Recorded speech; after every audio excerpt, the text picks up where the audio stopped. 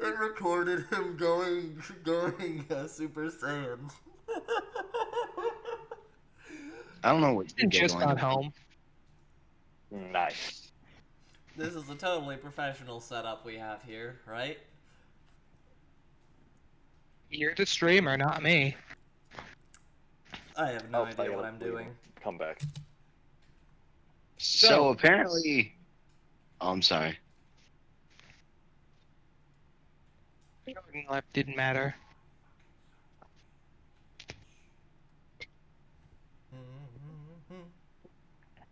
Sterling speaking.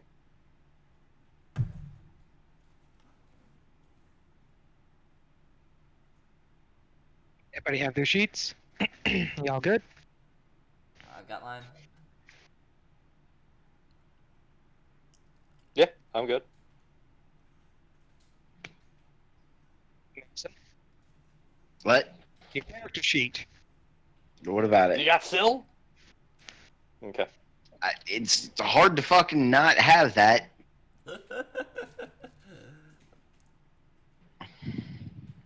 Okay. And so it Then, begins. yes. We're going to start off roughly 24 hours from you figuring out that, oh, hey, that was easy. And getting the Clan of Wonder and a Regiment of Guard on your side, plus one more cruiser. Nice. Yeah. We have big guns now. 24 hours have been spent in your own respective fever dreams trying to integrate the core command structure of the Clan of Wonder aboard your ship as crew members, leaving the vast bulk of the actual clan aboard the Pax Romania, which will be in tow behind you. Right, because, you know, it's You going don't to be have room rather... for the whole clan. We don't have room for the whole clan, and also I don't want to deal with that, you know, managerial nightmare. Right. So what you will actually have on the ship is the core staff members and their adjutants. Right. So you'll have just enough to fill out your crew, but not too much that you'll be bulging at the seams. Right. You've spent the last 12 hours literally just diffusing arguments between male members of the crew and the new female members of the crew.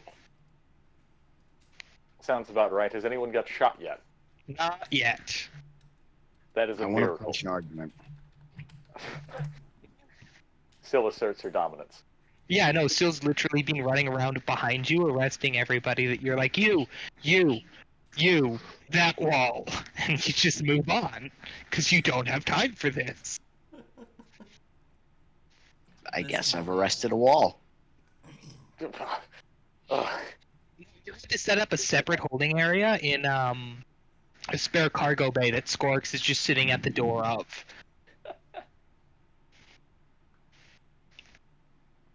Where a small tribunal of ship's officers are going over each case and, you know, either going, okay, you can stay or you have to leave. You're going to be a problem. Which consists of Sun, Malice, and Medea. I figure they're going to be fair. Mostly. I feel like Malice is... I feel like Sun can see both sides, and the other two are leaning one way or the other, so that should be fine. It's pretty much what's going down. The only difference is Malice will occasionally go, no, she's a heretic. Hopefully Kirstein isn't in there, otherwise I'm going to have to shoot Malice myself. You made a very specific request that when the Wondrous Machine came up, all of the actual people you've met and interacted with in the clan are kind of there along for the ride to explain to you what the fuck's going on. Right. Because you have no idea what they're doing. They just are loading some machine onto your ship. Right. That it's taken the last 18 fucking hours. Right. So, hence why you're running around like a chicken with your head cut off. But we got it now, right? Yeah. Cool. And for the time being, it's locked out by key cards, and there's only 2 key cards. One to you, one given to you, and one given to the Risen. Gotcha. To ask, by the way, what does the wondrous machine look like? So when they actually set it up, it's already been like set up fully. So when you actually enter the door to the room it's staged in, it's almost like a secondary door built into a wall of constantly moving copper parts. Oh, You literally open the door and you find another door like a foot in with built into a copper wall. oh. Has anyone explained to me what the hell this thing is for? As far as it's being explained to you, it's an apparatus for seeing the future. So this is where that lady is, 9 or times like out where of that 10. lady went. Yes. Okay. The reason would have informed you that Rebecca spends time in the machine as well as she does for training purposes. Right. Also would inform you, I can't see the future very much yet, so don't fucking bother. Gotcha. Other than that, Does it's just boring stuff. that mean she can't Right. see a surprise attack coming? Possibly. I mean, let's be real. If there's just anything with surprise attacks, we can just go back in time. Oh, I was talking about me just, decking her. You just want to try to punch up with the Risen as soon as she gets aboard the ship? Oh, Well, I mean, I have to establish dominance some way, and everybody needs to fear me. Man, you keep punching people up and people are gonna form a fucking fight club downstairs. And then they get arrested. this is how we have rebellions. Please don't. Okay, but if she does anything, if she does anything, I'm gonna arrest her. If she does anything worth arresting her for, you're going to arrest her. No. No. Anyway, So Syl and Conrad have kind of been working together for the last 24 hours trying to sort shit out.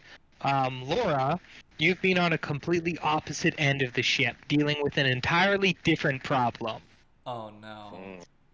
And this one's right up your alley, which is why they asked you. Oh no. Here we go. What? You see, are we dealing? here's the problem. You had a ship full of very beefy Mechanicus boys. You Oh, now no. have a ship full of very beefy Mechanicus boys and thirsty women. Oh, oh my. Oh my. The person who literally brings it up to you says, either we're gonna need to ban, like, fraternization,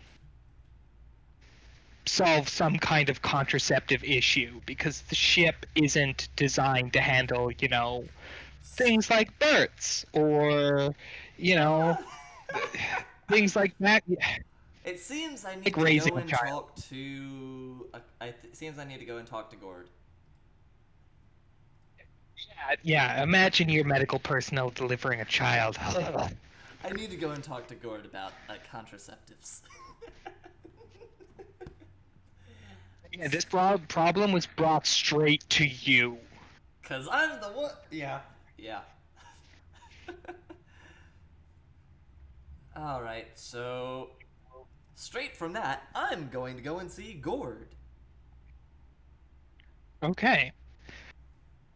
Thankfully, you're on the same level, so it won't take you very long to get over to where he is. But he is in the middle of screening all of the new crew members for their medical histories, which involves every single one of the new crew members coming in, sitting down, being poked and prodded, a couple samples being taken, and a short medical history being announced by the person. So he's been a little busy. I can see that. Walk in with him literally standing there talking to one of the new Clan of Wonder members of the crew, who's stripped down to her underwear, explaining to him that she has a strange mutation on her back. Stranger things. Extra bone plating. Yeah, she'll probably fit in. Because he asked just for fine. all medical history. She'll probably fit in just fine. When you walk in, he's just wrapping up, so after finishing, he'd glance over and be like, "Oh, hi." So, Gordon, I need your help with something. Oh, and what do you need my help with? So, you know how we've gotten a lot of newer members to the crew, right? Mostly female? Oh, And you I was know, just and you know how we have some particularly well-appointed members of the Mechanicus aboard our crew, yes? oh. Yeah, this conversation's going exactly where I think it's going. You've only got a few choices.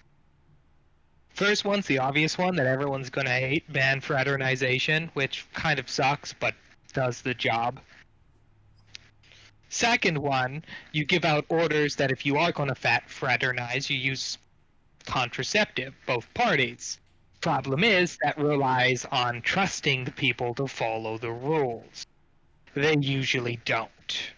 Third option is the kind of reason, like, it's the kind of option that I would use because it just makes sense. And if we weren't the Inquisition, we'd probably get in a lot of trouble for it. Go on. Like, I may or may not know a way to mass sterilize groups of people without their knowledge or consent. I should Yeah, have it's figured kind that of was really coming. bad. Um, Again, I wouldn't use it unless I was ordered to, but of So, the three options, it's the one that would work 100%. It's just morally ambiguous. morally ambiguous. The Inquisition in a nutshell. I'm gonna need to talk to Conrad. Shit. You have fun with that. I can't wait to see that conversation. Uh. Whew. So, Time being, those are your three choices, though. yes, I kind of figured. So, carry on. And Laura is going to go ahead and bolt off to try and find Conrad because, shit, these are our three options. It's not hard. You basically just have to follow the chime every 15 minutes of Conrad having to report somewhere else for some other reason. Easy enough. So Hi, literally Joey. just finding her is easy. Yes. It's dealing with her when you get there that may be the problem. Oh no. So, I would like to say that the moment I see Laura, the first words out of Conrad's mouth are, "The vehicle bay's on fire, the tanks have mutinied, everyone's dead." No. It's worse. So, Laura is going to calmly pull Conrad to the side and explain the situation in full about the thirsty clan of Wonder and the beefy Mechanicus. Of course. Of course. And we have three options to take care of this. Okay. So, first, ban fraternization. No one's happy. Possibly may have people still doing things under the table with. And then they're going to make fucking brothels. Yes. Two, require if there is going to be fraternization, contraceptives, both sides, but that requires trusting people to do that. But at the same time, it's probably a better option than them just creating brothels. Right, because we won't be offering contraceptives, and they'd have to get it themselves, and then that probably wouldn't work out. And three, And the third option is something crazy. Laura's going to calmly whisper, Gord says that he's able to mass sterilize groups of people without their knowledge. I'd prefer it's the one that would definitely work, but it also feels kind of skeevy, even for me. Well, only, to be honest with you, besides just how bad that sounds, I feel like we'd be caught in the crossfire.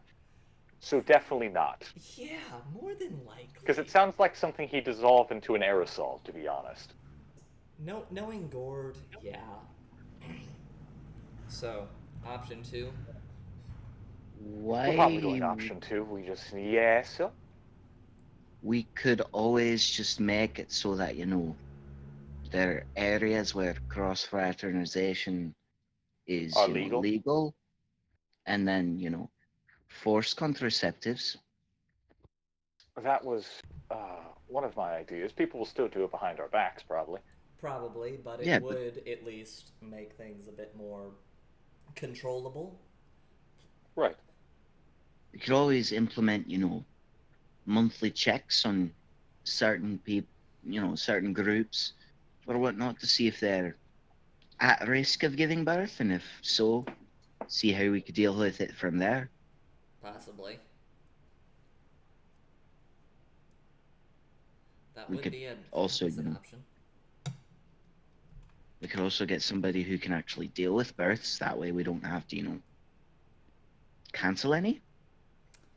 That would also be a very good option as well, but... The ship is already close to maximum capacity. I don't exactly think we could just put a daycare in it. No, but we could give crew members who wish to have a family the option to, leave. That is true. This is something we'll have to have a general meeting for, because I need to get a scope of exactly how much of a problem this is going to be. Right. So, Mike, Laura probably would have a good idea of how big a problem this is probably going to be, right?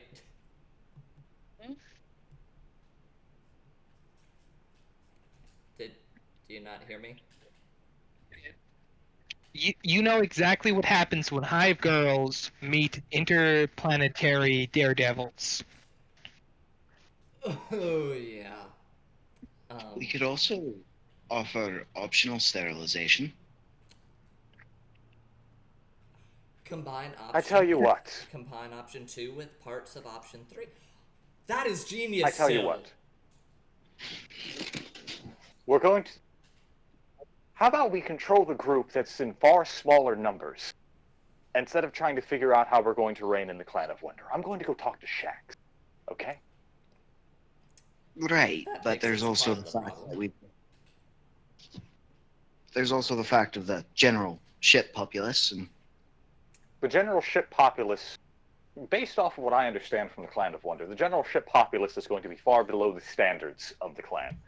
Yeah, probably. Again, I will also be talking to the Risen to see how much of that is true, but we shall, figure it out as we go. This is a lot of guesswork.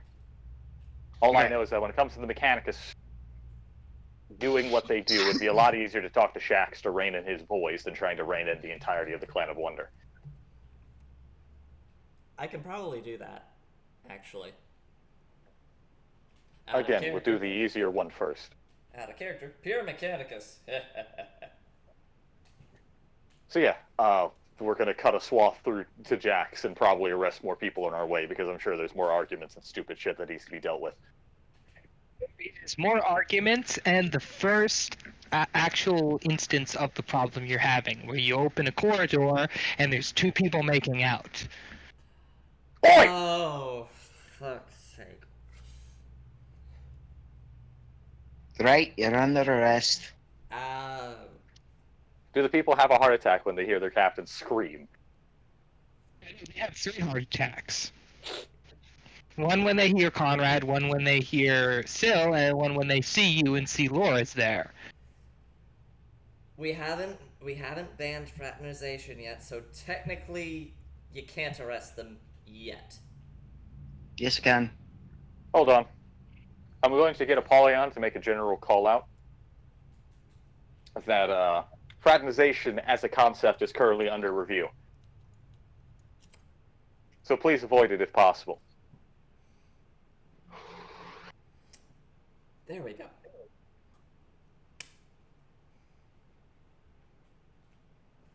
I mean, I could have, arrested them for the fact that they were ducking out of the way. well, for the time being, I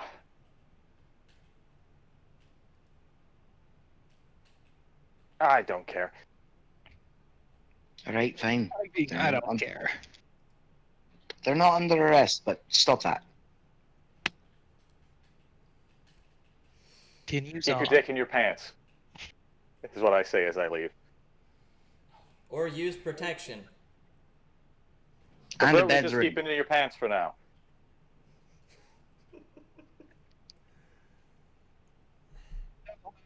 Shax is already a little ahead of you on the whole male-female fraternization thing. Mm-hmm. And you walk into the middle of the talk. You know the That you talk have. I'm talking about. Oh no. He's explaining to his boys about the flowers and the bees and why you don't go to brothels. Yeah. It's literally happening as you walk in. Oh, excellent. Perfect. That helps a lot. Wait, Mechanicus? I thought you guys were like not sex. You would be surprised, so. Some of them are, some of them aren't. It's, a personal choice. Yes, it varies.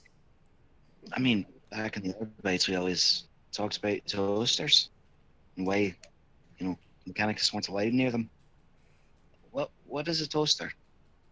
It's something you use to toast bread. It makes toast. It makes bread into toast. By What's heating toast? It's heated bread that's harder. Oh. Huh. I'm gonna wait until Shax, has done his little speech and then try to approach him to talk to about the problem. He wraps up pretty promptly when you arrive, so you can talk to him quickly. So yeah, it's basically a matter of, does he have anything in place to try to make sure that, this doesn't happen on a wide enough scale that we have a bunch of knocked up women? Oh, he already had a system in place for a bunch of eventualities. This one just kind of falls under that purview. Gotcha. Which is all of his boys are synced to the same information network as him, which means all of the actions they do are shared in a stored memory bank. Which means if you do something and we find out, we go back, we review your memories, and then you get royally fucked. If you tamper with them in any way, I will know, and you are going to get caught. Nice. Excellent. Sounds. This is par for the course, still. I mean, this is a pretty common thing in the Mechanicus.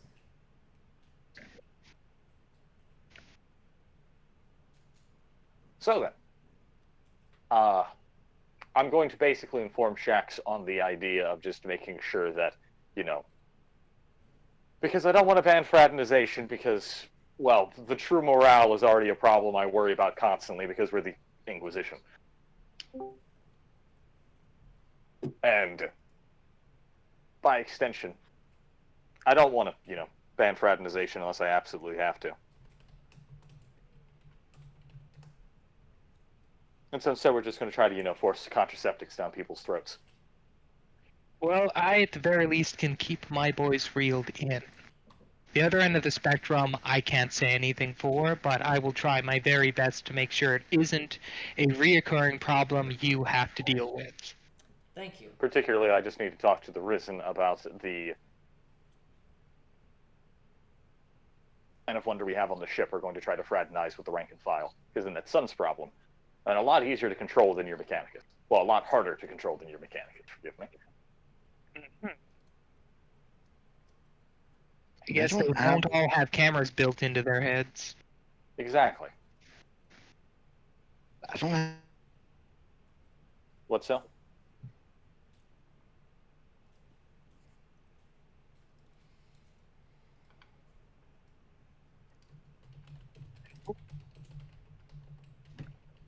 What?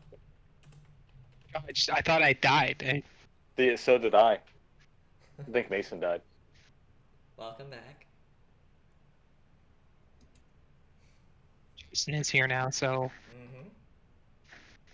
Welcome, Jason. We got a Jason. Redden's a bitch. Still nothing. No, I'm just Okay. being quiet. I don't know what's going There on you with Mason. Shut the fuck up. Okay. There we go. I don't have the room to arrest that many people. I know, which is why we need to find out another solution that doesn't involve arresting everyone. So if you excuse me, we're going to find the Risen. Speaking of which, I asked the Apollyon where the hell's the Risen. Risen is currently grilling Redden. Oh, What? perfect. That's where you're stuck right now. Where am I? The Getting really grilled. scary gang leader lady that Conrad's been dealing with approached you of all people, and for the last, 18 or so hours has been following you around the ship, asking you. You cut out.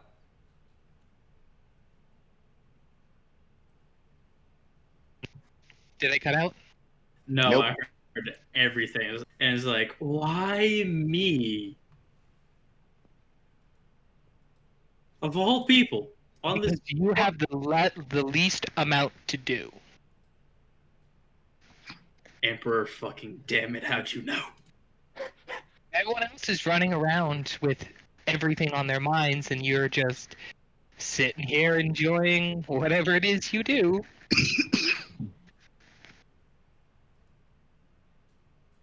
You get away from the girls.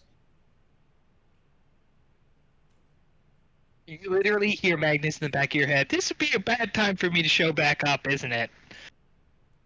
You fucking think? Unless Steve turns the corner, I think back to him.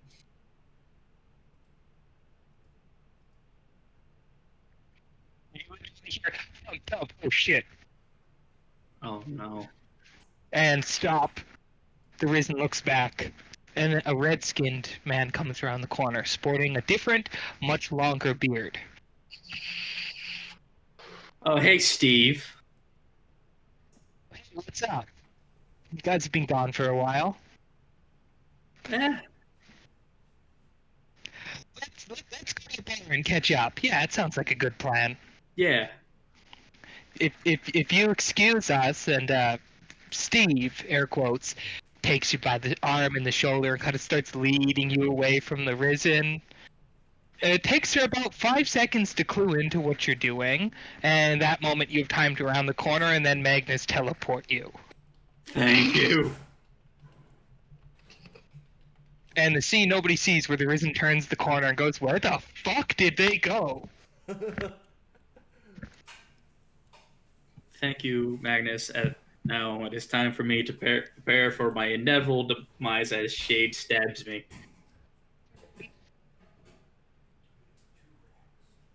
I just realized that Redden only has 2 jobs on the ship. Cheese. Yes. Cheese and don't get stabbed by Shade. What was that? Cheese and don't get stabbed by Shade. Okay, 3 jobs. Deal with any time travel related shenanigan, cheese, and, well, get stabbed by Shade is his actual position as far as Conrad's concerned. Because that means she doesn't have to worry about Shade. Isn't his actual position to stab Shade? Eventually, but that's only when he becomes a master. He's already kind of stabbed her in a way. There's a difference between letting yourself being stabbed and getting stabbed. No, there I feel like isn't. this is a conversation we have.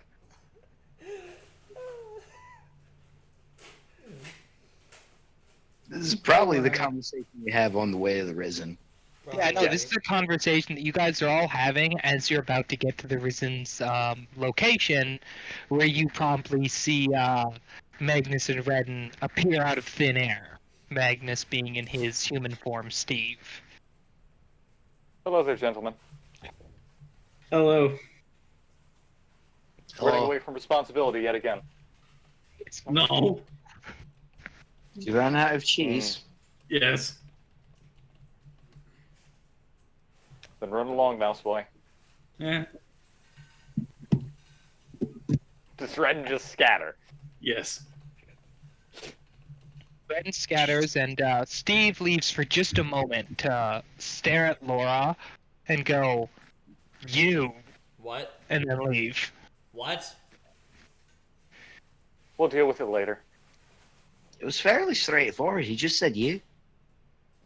That scares me. Laura lowers her voice. A demon prince, a demon fucking Primarch, saying you is scary. Okay? Do you also not believe that he would have done it for no other fact than he knew that it would get in your head? Fair point. I mean, if he had a plan for it, don't you think he would have, been less of a bitch about it? If it was something important, he would have grabbed you and teleported you with him. Probably. Anyway. You all reach the Risen's quarters except Redden, who's walking the opposite direction.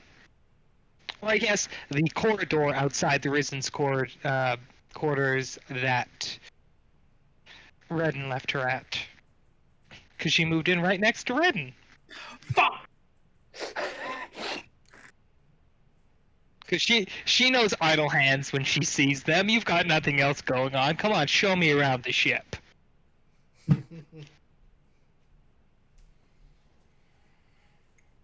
Hello there, I call out to the Risen. I can already tell this is going to be a really fun ride with you people. I know, right? Did Mouse Boy give you the duck? Yeah, he just disappeared. Yes, him and his friends do that. It's rather annoying. Are you encountered in that group? Sometimes. Oh, Only lovely. occasionally. Sometimes I just disappear. I don't even know where I go. Yeah. I will say that I'm pretty sure both Conrad and the Risen just stare at Syl for a few seconds. Yeah, Blake stares all around. Because not even Conrad knows how to react to that one. The ship is a weird place. Oh, yeah. Captain, I'm gonna go hunt for cuddles. Do 'Cause that! I don't... Please Do that! do. Yeah, I don't want to talk about this, the thing that you're here to talk about anymore, so I'm gonna go find cuddles. Dude, thank you. Appreciate it. Yeah. Yeah, that would be incredible. And then I turn back to the Risen and go, anyway, the 90,000 problems aside, what does he say? Who's Cuddles? You'll meet him eventually, don't you worry. Eventually. What are you people hiding on this ship? What aren't we hiding is the better question. So did you just come to rattle my chain, or... No, I came here for a very specific reason that may or may not involve rattling your chain. It's come to my attention, I look at Laura, that, well, let's put it like this, the ship isn't getting a daycare anytime soon. Yeah. Oh, so that's what you're worried about. Apparently it's come to my attention that it's an issue I need to address. We have a set of rules for problems like this. Anyone who has a child is out of the clan until that child is fully grown and able to function on their own. And even then, they may not be able to come back. I mean, there's only one person in the entire clan who's able to have a few children and still be strong enough to handle working with the clan. Right. Oh, by the way, you, points at Laura. Huh? One of my, members petitioned me to officially join your group, so... Oh, I think I know who that is. Was it your girlfriend? It was Penelope, wasn't it? Yeah.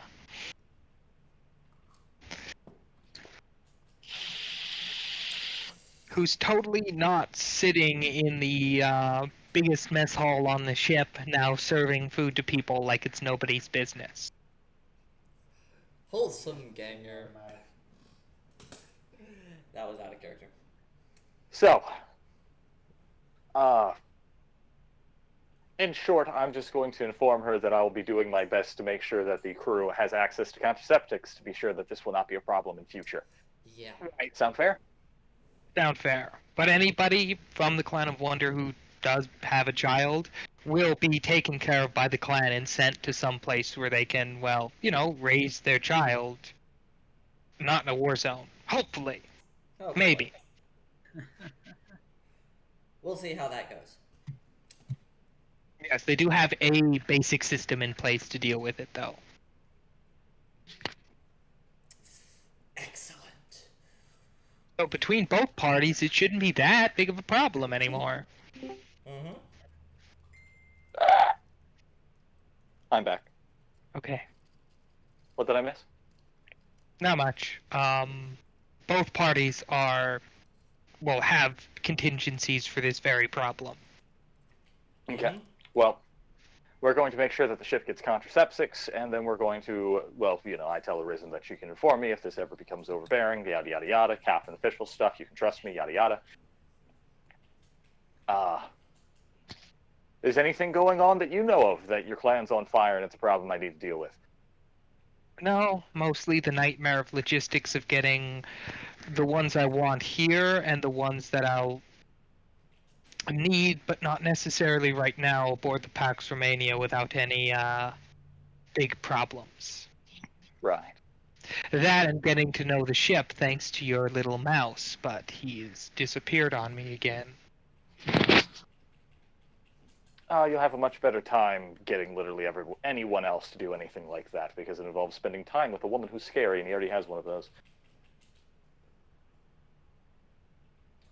Have you had the pleasure of meeting Shade? Ooh. The blonde one? Is Shade blonde? Yes. Yes. I feel like Conrad had to look at Laura and ask that question. Yes. And then goes, yes. Blonde mean- hair, green eyes. She gave me a death glare, but I don't think she's tried anything yet. Well, to inform you, she's drugged and stolen, redden away on multiple occasions. Oh, so she's just a fucking psycho then. Oh, yes. She left a landmine out of our rooms one time when we were still younglings in the Inquisition. It was wondrous. Yeah, that was fun, and I helped defuse it, sort of. Smash cut to the party that night, placing a shitload of mines outside Shade's door. So, Sorry about that, dude. with that dumpster fire dealt with, is there anything else? I'm going to, be looking at the Apollyon as I'm like, so is there anything else that anyone's trying to petition me for? Literally, you wait that 15 seconds for the next call, and it doesn't happen. Then you wait 30, and the call doesn't go out again. Then you wait a minute, and you think I'm good. Ding. Oh. Okay, I can finally do what I want. I'm going to run to the hangar bay, and I am going to finally name my interceptor. Excellent. Yay. Wonderful. Because this is what Conrad's been waiting to do before she then uses it to barge onto Barnabas' ship. Which I decided, instead of putting it on my door, the name of the interceptor shall be No Fun, No Survivors. No fun, no survivors. That is the most Conrad name I can think of. Thankfully, there's already a bunch of people here working on their own interceptors, tallying kill counts and the like, so it's not hard to get your hands on a variety of different types of paints. Yes. You can spray paint, you can roll it on. It's really up to you. I just get Alervian and Loken to help me, and we probably have, a vigorous mental debate about exactly how to do it, and then finally come to some kind of conclusion and do it that way. Pretty much. Except Conrad's really, really stringent on the whole no fun thing. Yes, it has to be no fun, no survivors. Non-negotiable. So it'll take you, I don't know, maybe 10 minutes tops to do. All right, excellent. I will do calls to each of my officers to be like, you sure you don't think you're going to need me for anything in the next little bit, right? Everybody you call either comes up blank or tells you it's nothing that you can't handle in another hour or so. Gonna go wrestle Cuddles. Yeah, roll me an intelligence check to be like, if I was a Necron Flayer, where would I be? Someplace with moody lighting. The operating table. 22. I think I somehow succeed that.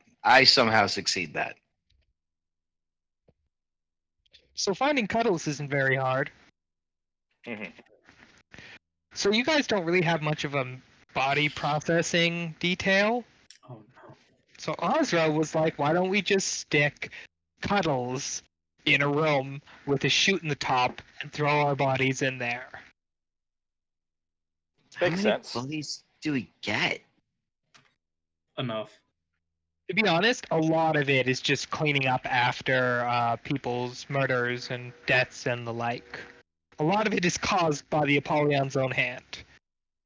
What?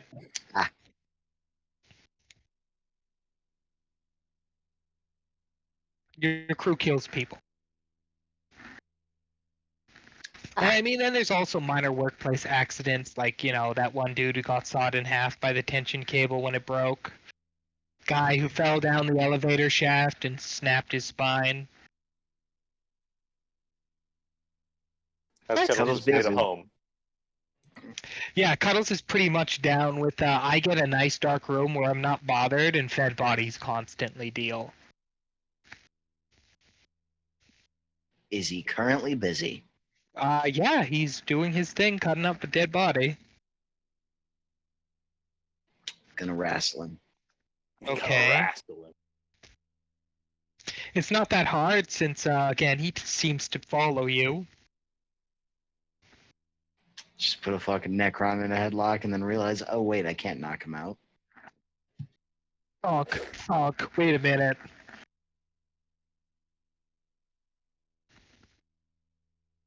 Cuddles has been defeated. By that I mean he wouldn't fight back. Right. Oh, I found him. Ozra basically turned him into the what you call a room where corpses get not corpsed? A charnel house? The Recycle.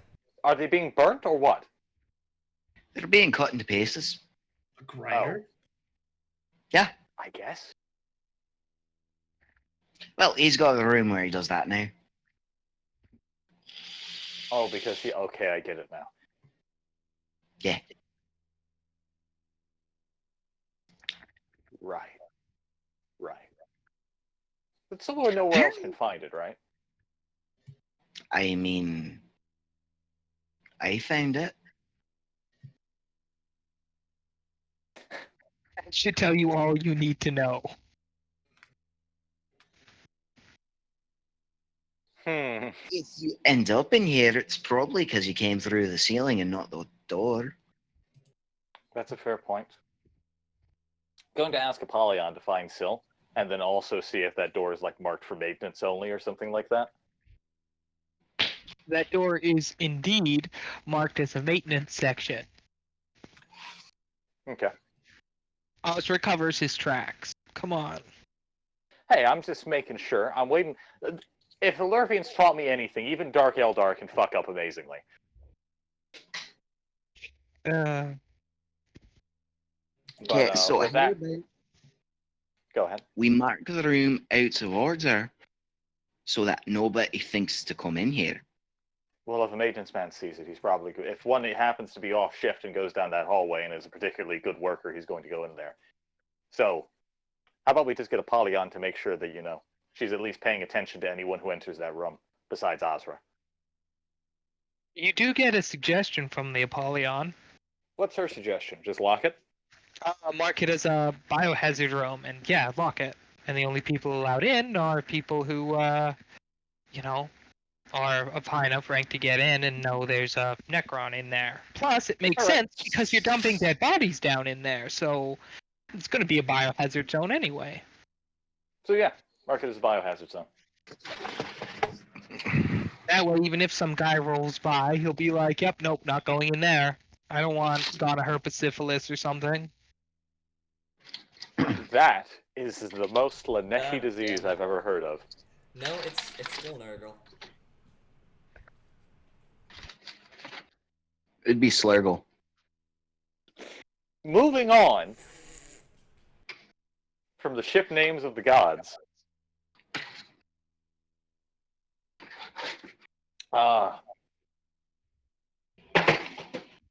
You found Cuddles, that's the important part. Mission accomplished. Yeah.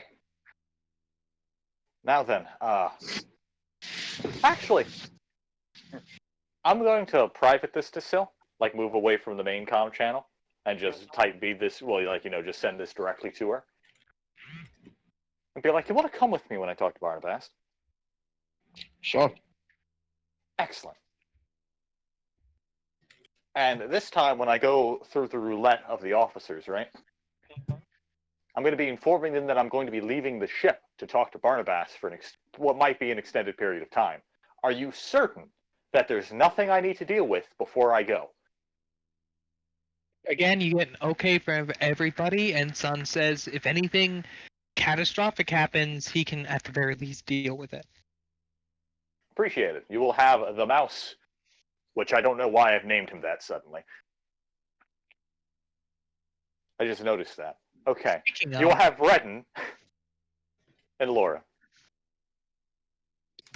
Speaking of Mr. Redden. Yes, hello.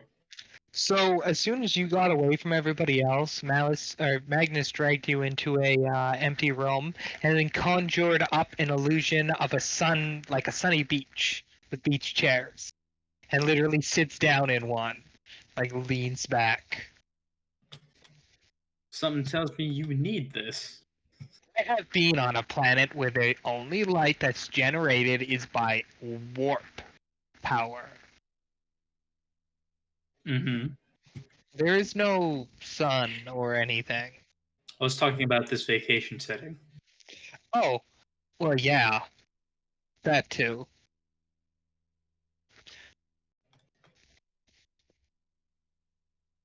Plus, I mean, if everyone thinks you just sit on your ass all day, you might as well, right? Exactly. And I don't always do that. I'm hiding. Well, this is a good place to hide, I guess. Yeah. As he teleports an open coconut into his hand.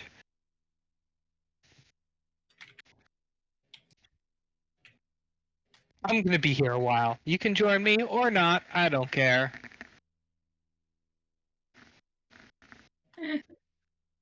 I'll stave the stabbing off about another hour. Lee sits in the chair.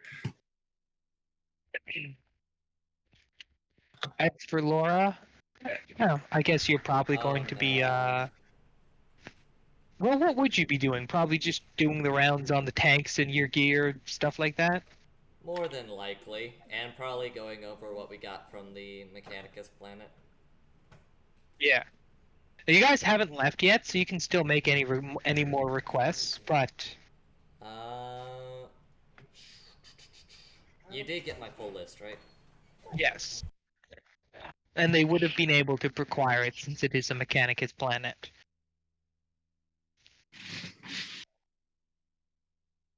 And since they were surrendering, you could kind of make terms. Excellent. So...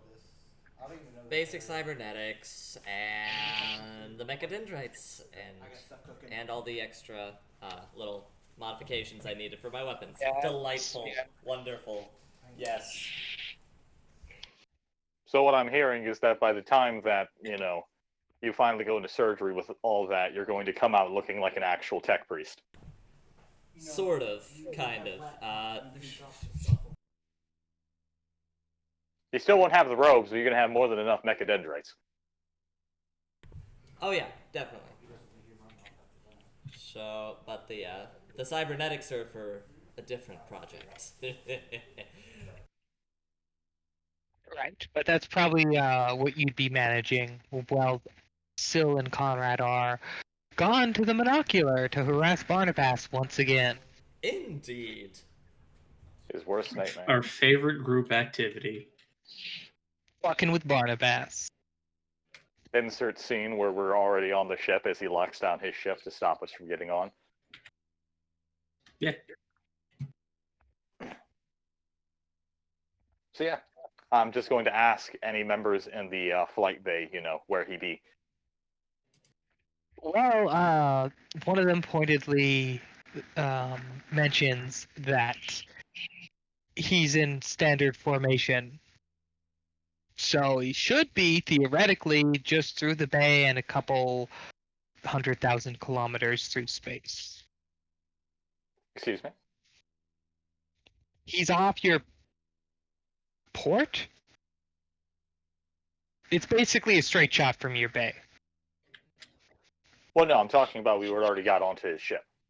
And asked someone on his bay where he is on his ship. Oh, I see. I see.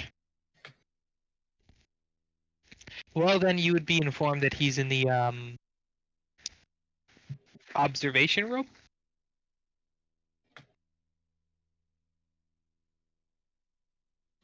Can I kick down the door? No. It's a big, heavy security door.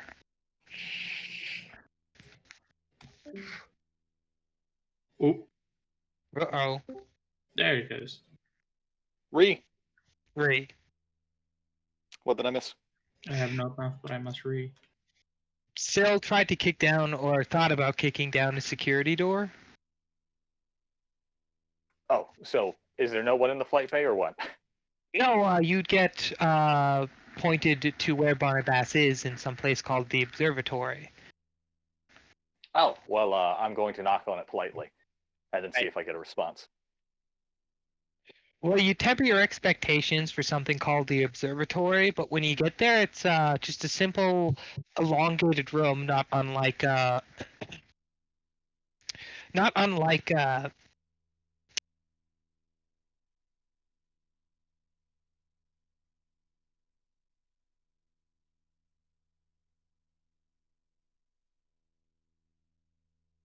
buttons and dials and stuff in them, and a big plexiglass window that looks down on a small kind of practice area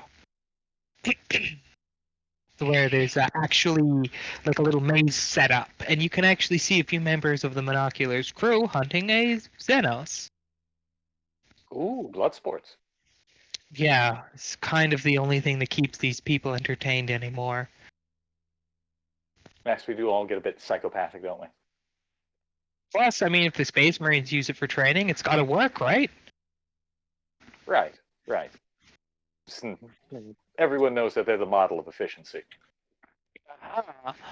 As he's looking at you, he hits a button. You see one of the training servitors come out of a wall behind the people and start firing actual live ammunition at them. So you can tell as one of them gets clipped in the shoulder and goes down around a corner.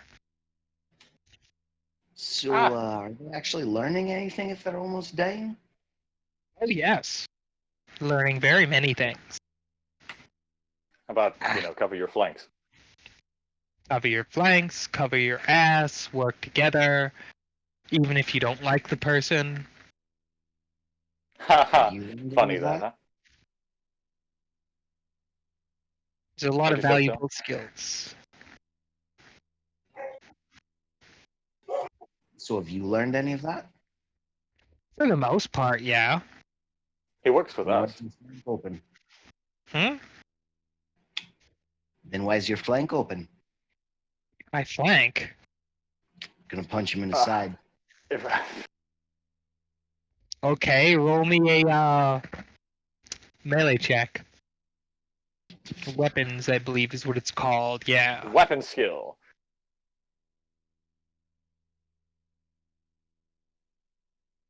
And make sure it's in the dice box, please. No! I think that's a failure? Yep. By one. Yeah. Okay, so you say your flank's open, and you go to hit him, and you make contact, but this cheeky fucker wears armor under his clothes. You can tell when your fist contacts it. See, if I would have worn my armor, that would have been you dead.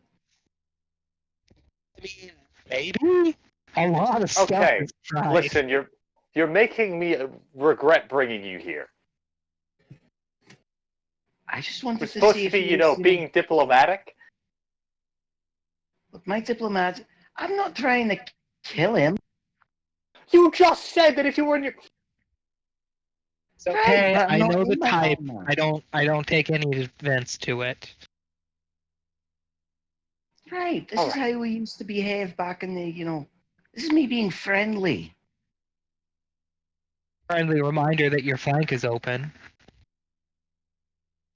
Anyway, So did you just come here to harass me, or is there some cosmic plan? there's always cosmic plans, Barnabas. There is. Remember that conversation we had, Sil? We've had a lot of conversations. You're going to have to clue me in a bit more than that. The one where we came to an understanding about the Inquisition Oh, as an yeah. organization. I know what you're talking about. Quite. I then turned to Barnabas and asked, so, I know you're busy playing chess master over here, but we'll be more than willing to wait for if you can retire to some place a bit more private, where you aren't so distracted. Oh, it's okay. I can just let these people finish up on their own anyway. I don't think they need to be bothered anymore. Excellent.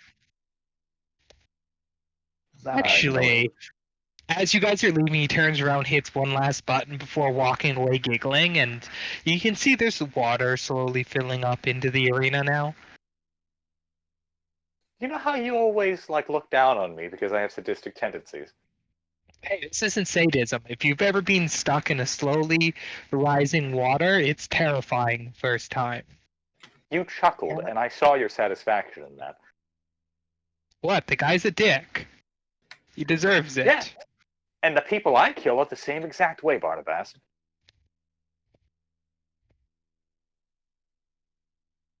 It's a thin line, don't you think? Anywho.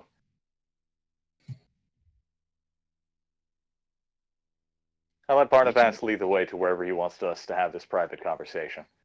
I would drag you all the way over to his own captain's quarters. Excellent. And confirm Oh. yours is bigger. Yes. So at this point, I do have a question for the DM. And that is, if you would allow for Conrad to have basically learned about the structure of the Inquisition at some point, and the sense of, covenants and, God, I can't remember what it's called now. But you know how you have covenants, which are like little cabals of Inquisitors? Yes. And then you have, got a basic knowledge of the Inquisition through your time actually learning things. Right. So you would know how cabals work and all that. In short, I'm going to question Barnabas about his opinion on certain things, like my use of tech heresy, which is the proper way of saying it. At this point, if I don't look at it, it's not happening. Mm-hmm. Ah. So you have, okay. What's his feelings towards the heretic? And the sense of, if there's one in 1,000, if there's one in 1,000,000, if there's one in 1,000,000,000, do you still kill them all? Hasn't enough genocide happen because of that idea to make it a bad idea? And lastly, I want to know his opinion on demons in general. Kill them. Destroy them. Get rid of them for good. Excellent. So, I then move the conversation to something a bit more dangerous, because I basically want to see if I can get Barnabas to tell me about his ideas, or if he thinks that perhaps some parts of the Inquisition are a bit overzealous, perhaps, or maybe even tyrannical in the use of their power. Gee, what gave you that idea?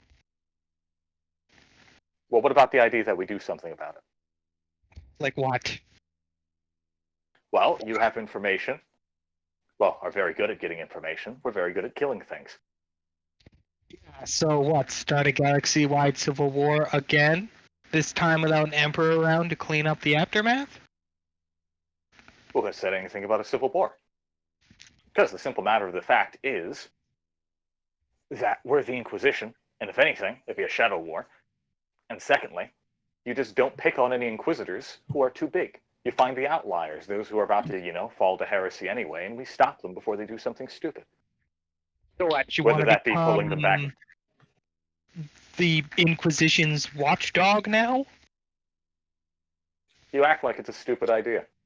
And if It's we're not not a going to do it, stupid who's going to idea, do it's it? just monumentally difficult.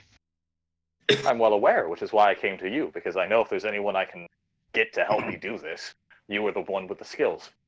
I mean, I could monitor maybe a couple dozen Inquisitors' activities at best on... but... I Okay. mean, the Inquisition's just too big and too spread out to monitor something This of it. isn't a Oh. matter of watching the entire Inquisition. I Because want you we're to think three about it like Inquisitors. this. If we Go ahead. start small, if we started on a larger scale, don't you think anybody involved would be overwhelmed?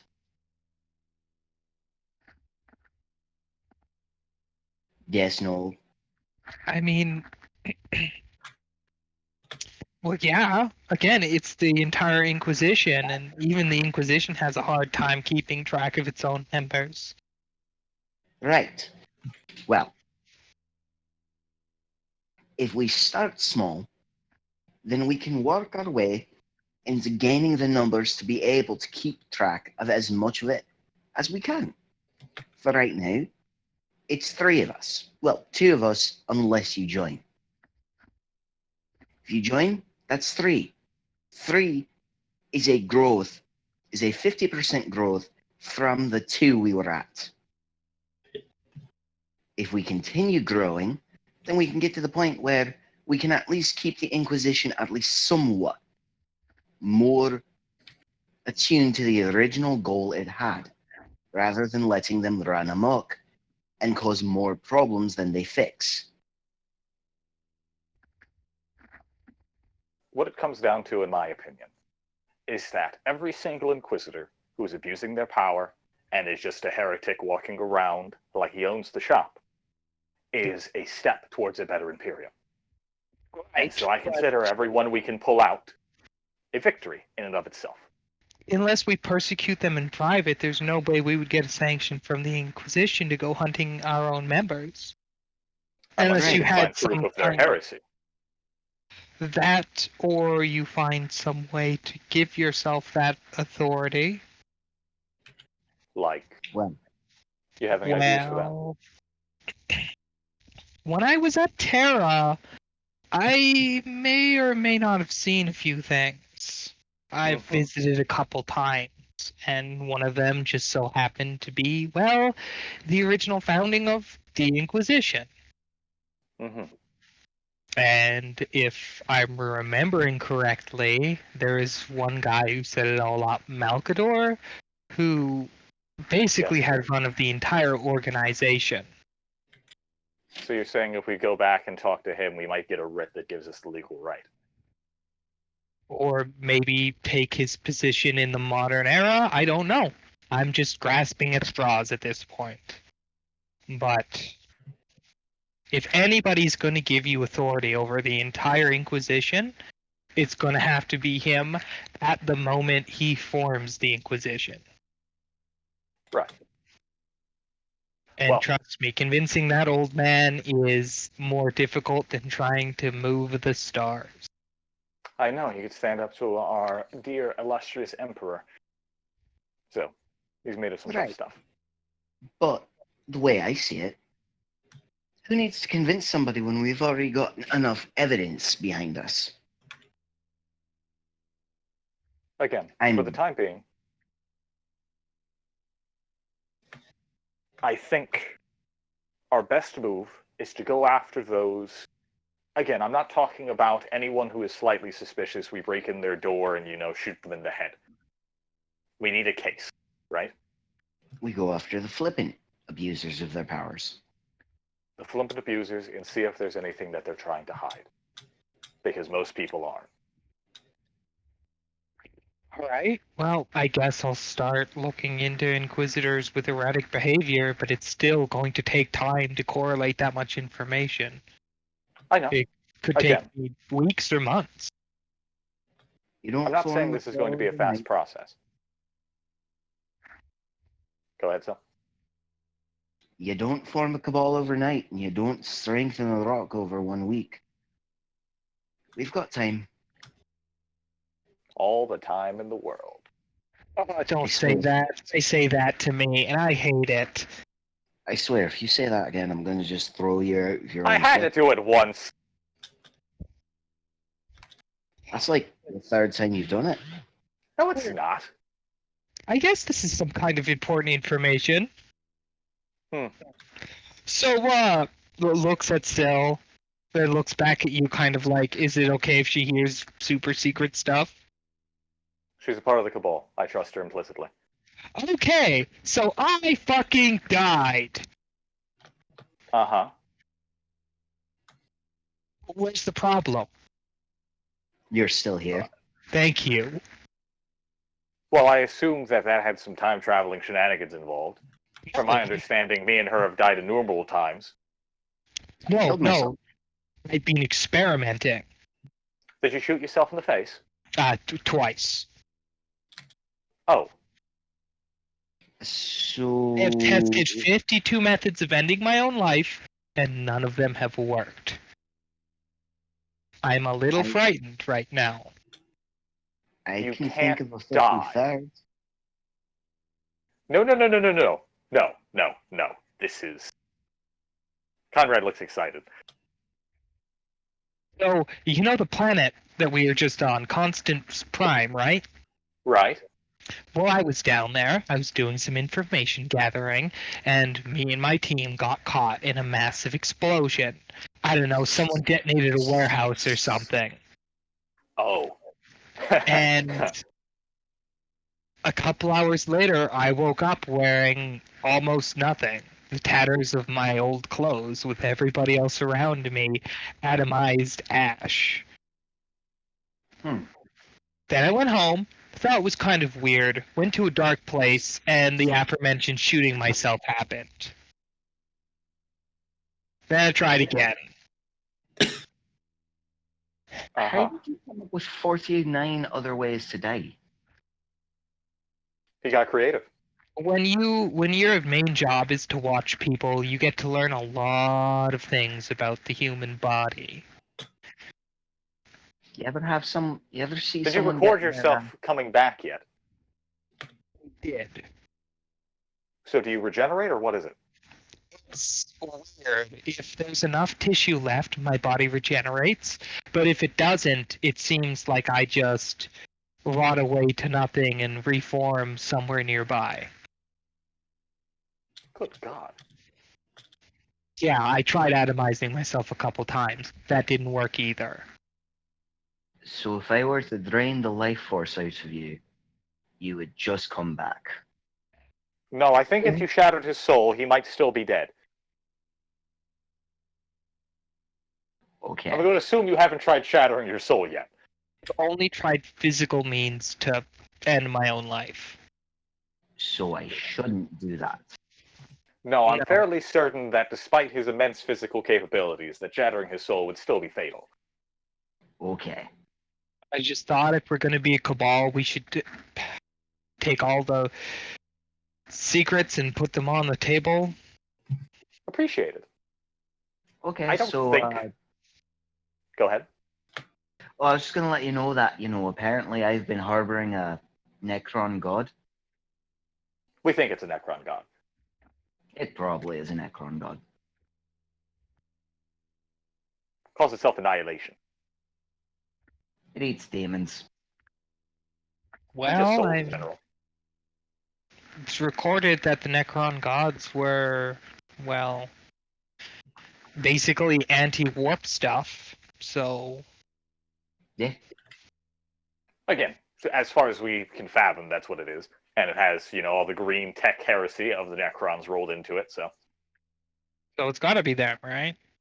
I would Yeah. assume. Otherwise, there's just someone stealing all their aesthetic. Yeah. I don't think there's Also, anything I need to tell you about me that you don't know. New roommates.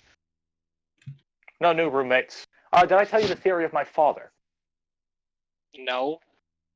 Ooh. Oh yeah, I also learned who my father is.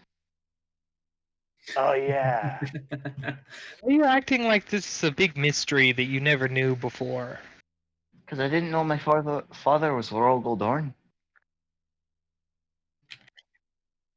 Okay, one second.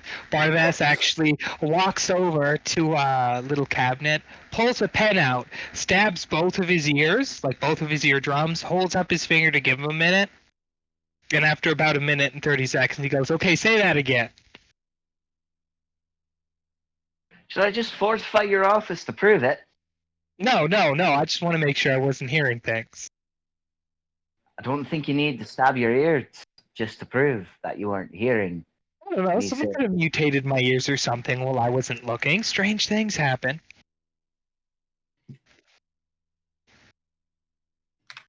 Yeah, I'm well, going to say it still. Say what? Her father's Rogel Dorn. Oh. Yeah. Met him on Constance, was it? Yes, you did. Yeah. Don't mind me, I'm going to go into my soundproof metal box over there and scream my lungs out. No. Before you do that, because you're going to want to do it some more, can you guess who I'm related to? I don't know, somebody crazy like Perturabo or something. No, I'm a junior. Door closes. Excellent. After about another minute, Barnabas comes back out and goes, "Okay, needed that. I guess it's not as surprising given the kind of secrets we've been throwing around in this first official Cabal meeting." I mean, you are mortal. We're the children/genetic mutations of Primarchs. It's all good. Does that mean there's a possibility his dad is a Primarch? I doubt it. I don't know. It's possible. Anything is possible these days. Does he have a shard of the Emperor? Do you have a shard of the Emperor? I have 2 of them. As far as I can tell, no. But a lot more questions than answers recently with the whole "I can't fucking die" thing. Have you talked to B about it yet? What? Yeah, of course. Hence the "we have all the time in the world" thing. Ah, I see. And I'm going to assume that he's being a dick and withholding answers from me. Did they do anything else? No. He Why yelled don't at you me ask once. Pius? Huh? Why don't you go ask Pius about it? Yeah, because he's easy to find. You have a communicator that should be able to reach him anywhere, don't you? No. Oh, for fuck's sake, you're coming back to our ship. Okay. I swear, Barnabas, either B must be screwing you over big time. Or Then you remember how Mercury fucked Redden over for the longest time, and it all makes sense to you. Don't worry, they're both going to get shot. However, in B's case, that might not work. Don't worry, we're just going to get Syl to eat his soul. And then tell me that won't work, you son of a bitch. no, So, there's it won't work. What if he has like 4 souls? I can't eat that many souls. Well, guess what? Annihilation gets to have a fucking buffet. I'll have indigestion. Deal with it. I don't want to know what happens when Annihilation gets indigestion. I fart. With Annihilation lots. burps and you... What happens when you fart? It gets a little stinky. You see, that's when just stars start going out. But yes, we I want to bring Barnabas back to our ship and show him the secret Order of Kronos meeting room. As soon as you get in through the door, he's like, "Why the fuck? You know what? I don't even care. Fuck it." Care about what? Oh, you know, you guys just seem to have a super secret meeting room where you can contact anybody in the Order of Kronos. Oh, it's because we asked the Emperor for the ship directly, so he kind of just threw in extras. I assume so, anyway. We also had a single trip to Holy Terror, and we were like, whoa, we bought a ship. Yeah. Speaking of which. People do to the Emperor to get him to give you an entire fucking ship. Be his children, Just asked apparently. nicely. You know, actually, it makes a lot of sense, because we are his grandkid. Way to luck out on the genetic fucking lottery. I shrug. Oh, It does come with the attached price of having to save the entire universe, so. and learn that your father didn't want you to fight, but build. It's weird. In your At this case, point, though, I'm at going- least it's not too different from his other children. His other Gonna children? slap. Oh yeah, I have brothers.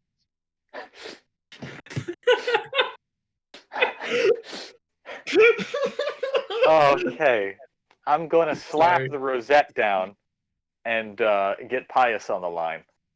Alright. You get Pius on the line. You hear wind howling, and he goes, "Oh, this is a good time. I've got another 5 minutes before I hit the ground." Oh, wonderful. Barnabas, can't die, question mark? Yeah, he's cursed the same thing I have, and he hates every second of it. At least know the he one I tried. know. Oh, you were just trying to commit suicide, weren't you? It wasn't science. Are you asking Barnabas this? Yes, I'm asking Barnabas this as Conrad realizes, oh, wait, you're like me and just wanted to, taste oblivion. Yeah, once or twice. I mean, the first couple times. Dark And then place. you just needed to know. Yeah. Don't feel bad, I stare into the warp sometimes. Anyway, this ground's rapidly approaching, so if you have something you need to ask me about, now's your chance. Does Barnabas If I have a were- secrets conference room or no? What? I don't know. He should have one. I mean, all official Order Chrono ships should be both rooted and have a conference center inside them. Okay. Anything What? you want to ask Pius before he splatters?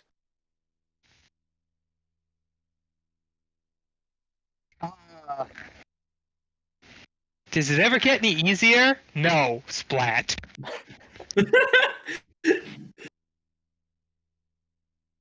Well then, that was productive. Before I forget. I'm going to contact the old me. Okay. Does it work? Old you is sitting in a very familiar chair aboard the deck of the bridge of the Apollyon. Gonna wrestle it. How's that stick going up your ass? Just fine. Cool. Did you get the Clan of Wonder in your timeline? Yeah. Huh. How'd that work out for you? There are a bunch of crazy bitches who can see the future. You tell me. God, you're an asshole. You never got laid either, did you?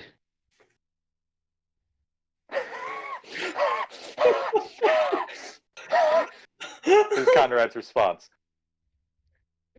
That is literally just muttering about how that's her private life, none of your damn business. I just close it before she embarrasses herself more.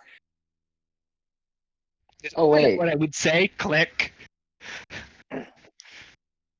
Oh wait, I'm gonna slap down my rosette because I wasn't finished. Back. Yeah. Okay. You call back and you get about 3 seconds of hell. Oh, fuck you! I mean, I could I guess. Oh, you got hung up on again. Okay, I'm finished with this conversation now. That was just Gonna weird. look at Barnabas to see how he. Gonna hope that it, made Barnabas feel better about his life.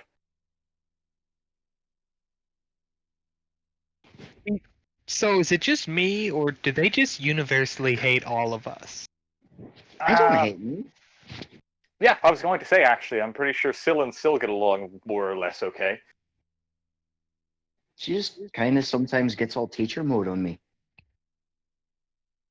They have a Flashback to healthy the last relationship. time she's doing that and she smacked you in the head.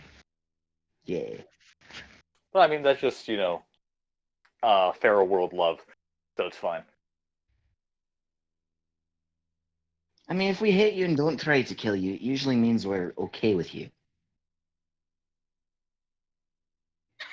But yes, I guess that makes you a perpetual. Sounds fucking ominous.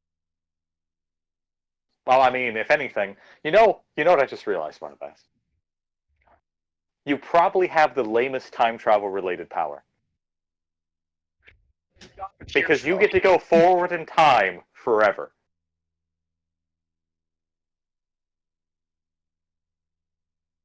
Now I feel bad. I get to summon 3 other versions of me. I'm sorry, I find this to be very entertaining. If it makes you feel any better, I don't have any time travel related BS. Aside Yeah. from, a space marine living in the back of your skull. It's Loken who's You- literally saying this over your shoulder. I'm going to point at Loken. I have no idea if anyone else can see him. And I'm just going to go, you? Okay, listen. You don't know. Well, you actually understand. They don't understand how much fun it is to have 3 people, and you're never alone. Never alone. Taking a bathroom break's kind of difficult, huh? Yeah. I don't know who said that, but yes. What? Oh, hello. Is it time for you to go to sleep, Captain? Maybe. Possibly. No one else saw Loken, did they? Nobody. No. Huh. Well then. You see that, Barnabas? At the very least, you should feel better that you're not going to be slowly driven insane by your power. I mean, I might. Give me 10,000 years. See where I'm at. Well, don't worry. Yeah. By the time you're there, I'm going to have become a massive worm criminal. So. Yeah, but you've also got to keep in mind that we've got a theoretical way to end your suffering. Right. So whenever you feel like it's time to end it all, and you've done all the good you can in this world, Syl can just eat your soul, If I'm not dead by then. or you just find annihilation, or any Catan for that matter. I'm pretty sure that Pius would have probably figured a way out by now if it existed. Are you sure about that? Because he doesn't look Well, like the he way wants that to die. Pius sounds is that he seems to think that you hate it a lot more than him, which means he may not be suicidal. So you're right. He probably does know of a way to get out of this. He's just probably not taking it because he doesn't think he needs to or wants to. I don't know. It's a possibility. That's all I'm saying. You could always just put yourself in a coma every couple of 1,000 years. Wake up, see how things are shaking. Yeah, because, that'll end well. I'm sure I won't wake up to a massive purge of the Imperium or something. Never know till you try. I'm not putting myself to sleep for 1,000 years, Syl. It's, I shrug. Anyway, I appreciate your forthcomingness with us.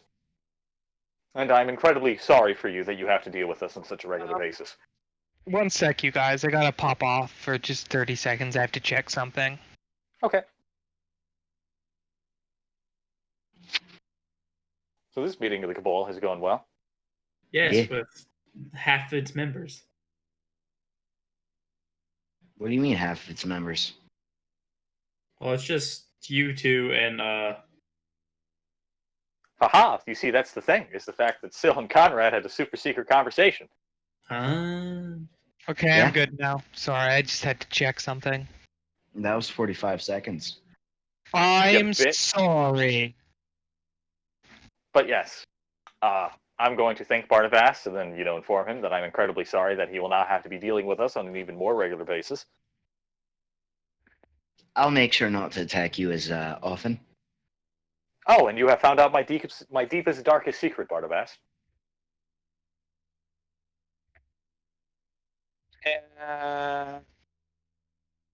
What?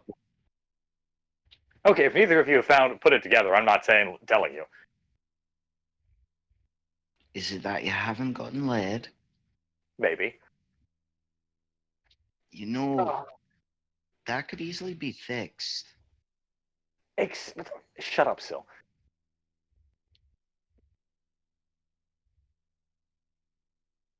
How would it even easily be fixed? Shh. I feel like me and Sil are having this conversation as we leave, and if Barnabas does Barnabas have anything he'd like to talk to us about that's serious before me and Sil devolve into this conversation? As soon as you two started bantering, he walked over to the table, tried to put his rosette down, have it not work, and be like, motherfucker. So they didn't even put you in. You're not even in the system.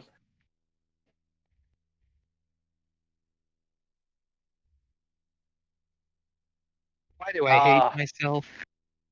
Oh, wait a second. Do I still have Lucius's rosette, or like Roth's? Yep. I'm going to give him one of those to see if either of those work.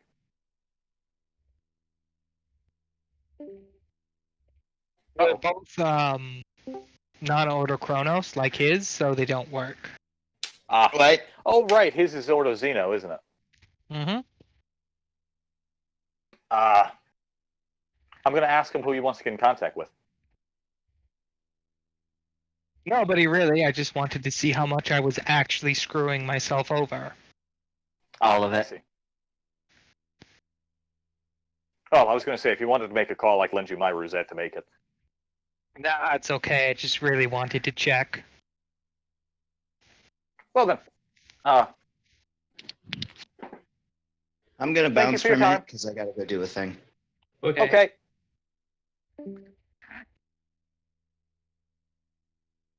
I return to my duties on the ship, Right. now that that's over. And as for your duties on the ship, it's mostly now just getting the Pax Romania organized into the little hodgepodge fleet you have. Of 2 whole ships. 3 now. Oh, right, because I forgot that Barnabas is technically subservient to us. Yep.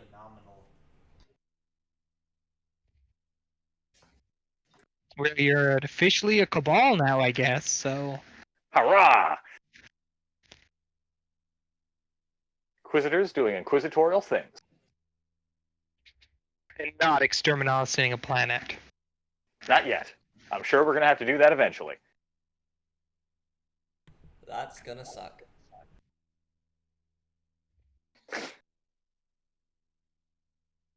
So, I will get on to, Laura and Redden. Hoorah. Laura, Boy. you've been checking through your shit, finding somebody who can do the cybernetic surgery you trust. Uh-huh. Isn't there that one guy? Yes. Yes. Yes, there is. Oh boy, here we go. What hoops do I gotta jump through now? Well, again, because you are, in all technicality, his boss's boss, he can't really say no to you. However, it's not something you can just demand and he'll do instantly. It's going to take preparation and time and a place. Uh-huh. So tomorrow, you're going to be indisposed getting all of your cybernetics installed. Joy of joys. Yeah. So you have a couple hours, you're given the usual rundown. Don't drink any booze, don't do anything, don't do any drugs. You know, the usual. Oh god, Laura has to say stay sober for a full 24 hours. Yep. Misery intensifies. As for Redden, All right, time to go find Shade. oh no, she came to you. You're sitting on the beach for about 15 minutes, and then she rolled in through the door. Hey, Shade. She literally just sits down next to you and doesn't say a word. Proceeds to then pull out a clipboard with some paper attached to it and start going through the paperwork. Like, gonna peer over her shoulder to see what it is. So, apparently Von Braun Trading Company is now getting into guns and ammunition. Using the hive that you guys just recently, became minor nobles of as a proxy. Mm-hmm. Funneling the funds from the sales into 4 separate accounts for you guys. Oh yeah, that reminds me. Hey, Shade. Mm-hmm. Do you want a hive spire? Not really, no. Damn it. They gave us hive spires. I'm not. I don't know how to live in a house. Hopefully you won't have to. Yeah. However, you are going to have a lot of money coming your crew's way. Mm-hmm. I mean, there's enough just stockpiled, that you could do business for half a year easy, without any extra production. Mm-hmm. Do you know what that means? Not have to worry about money for a while. It means all of you are going to be richer than you ever have been in your whole lives and won't have any idea what to do with it all. Except maybe Conrad. Yeah. She seems like she came from money. Kind of a bitch, though. I think she did.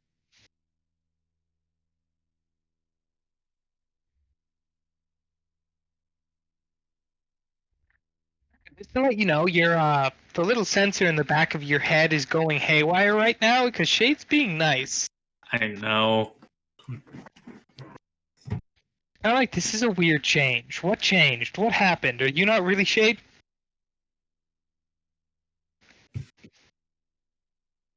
Magnus pretending to be Shay. If only, but no.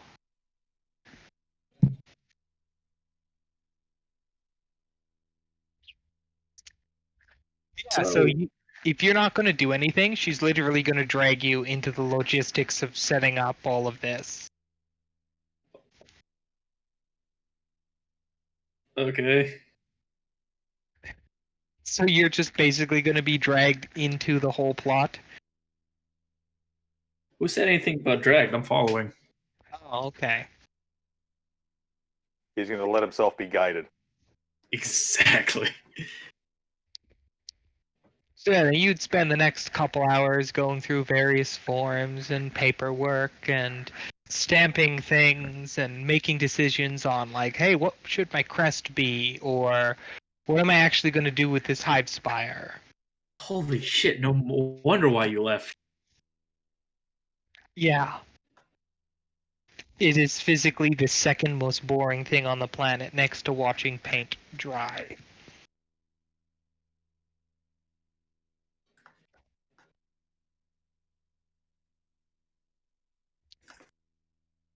Oh, Redden's rich now. Also, Conrad's going to have an epiphany. Oh? You know what I'm going to do?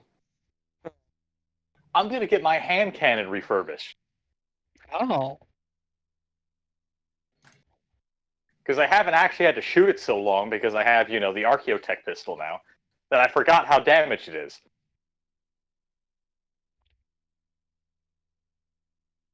So you want to get it fixed back up? Yes, I want to get it refurbished back to what it used to be. Because this is supposed to be like the family hand cannon. Alright. So, I might have been waiting for this for a very long time. I'm sorry, Conrad just remembered that she's rich. Again. So, are you going to petition somebody else to do it? Or do you want to get the materials and do it yourself?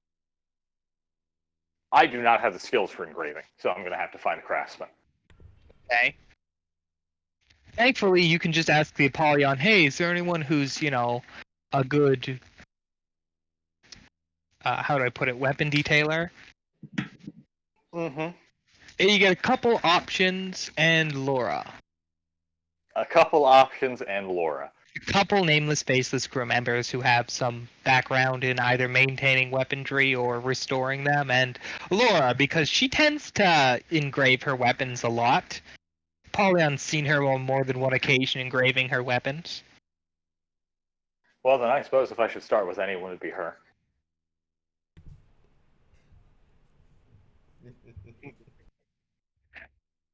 So I find Laura trying not to drink. Pretty much. She looks fucking miserable. Currently has her booze locked up and inside Godkiller saying, "Do not let me in that inside until after all this." After all, what? What are you doing? Are you trying to observe penitence? I'm getting my mechadendrites tomorrow. Oh, and you have to go under. Yeah. Well, you want something to do? Something to do would be amazing. I pull out the hand cannon. Okay. I want this refurbished. Okay. I can work with that. Just to let you know, it is an ornate hand cannon. Looks like, again, should be owned by a noble. It's got black wood as the handle, and it's got all of these little engravings and markings that have faded from an age of weathering. So it wouldn't take you long to trace back what's already there and fix it back up.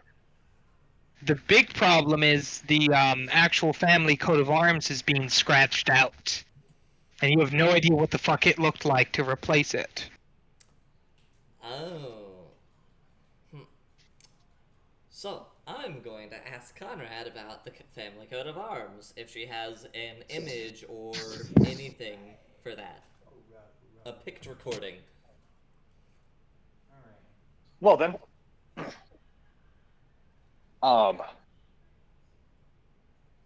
what I am going to do, because... So, Mike, what is the family coat of arms? So, the Novigrad family coat of arms is very similar to the old Imperium's, the eagle. Mm-hmm. Except instead of holding stuff in its claws, it's got, like, extended talons. And the thunderbolt in the background is blood red. Okay, at least it's not a giant bat. No.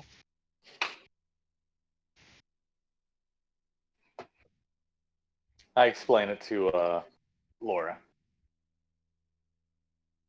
Okay. I now have dark skin. It is technically your coat of arms now, so you could change it to whatever seems fit to you. Right. After all, you're the heir. You have that kind of power. I'm the only one who wants to be heir, because I'm pretty sure Austere's sworn off anything like that. Yeah, Seer's like, fuck that, I'm joining the Schola.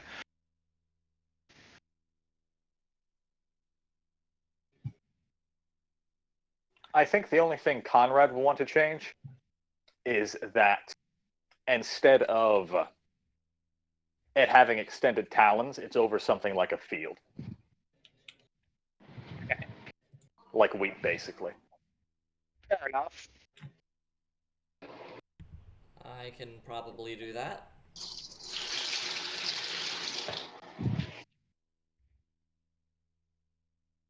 That gives Laura something tedious to do for the next couple hours. It's my hand cannon will be fixed, and I can wear it places. Yeah.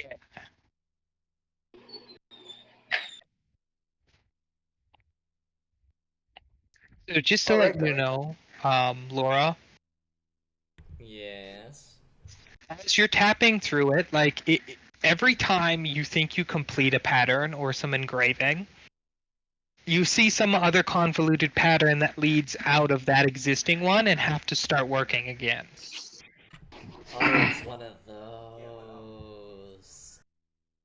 There's a pattern here somewhere, but you can't make sense of it yet.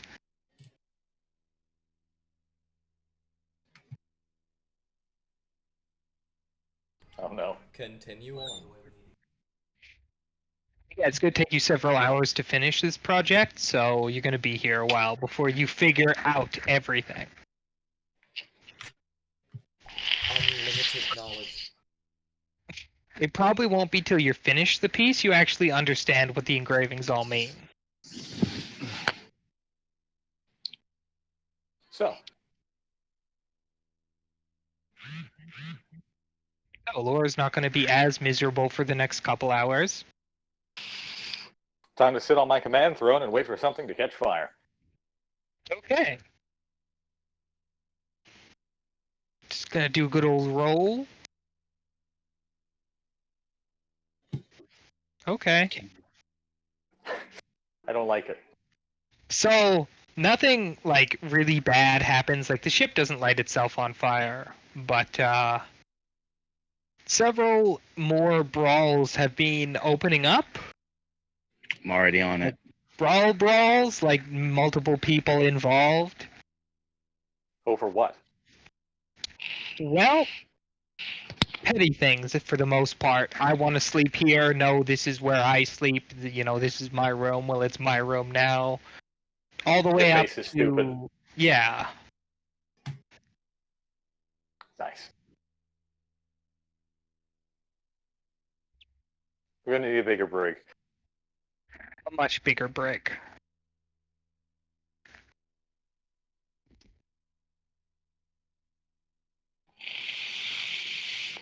So, a few hours pass by, and everybody, you know, does their own respective thing, and Laura's finally done the headcanon.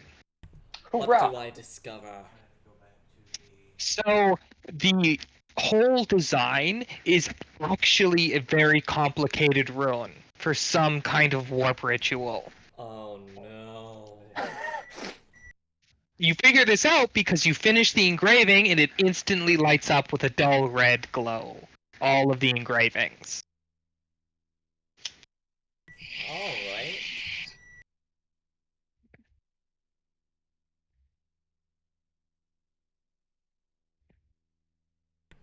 This is the part That's when I get wonderful. combeated.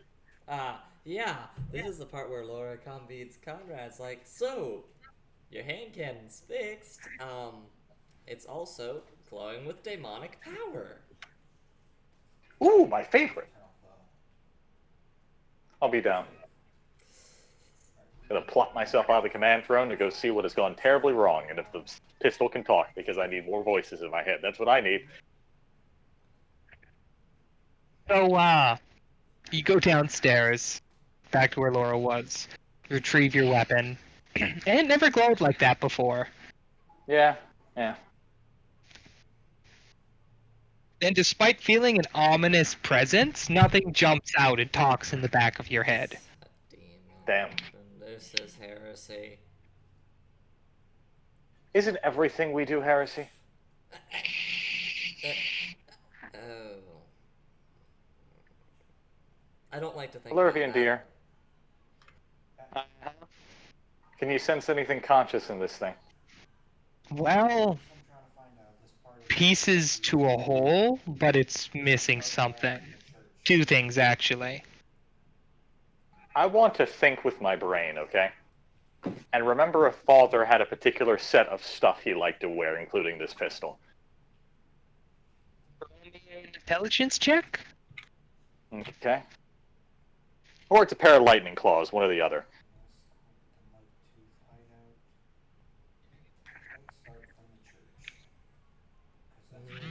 Oh, Jesus. Yeah, no, You know you what, can't I'll think of spend a fate. anything. I'll spend a fate. Ha ha ha! Okay.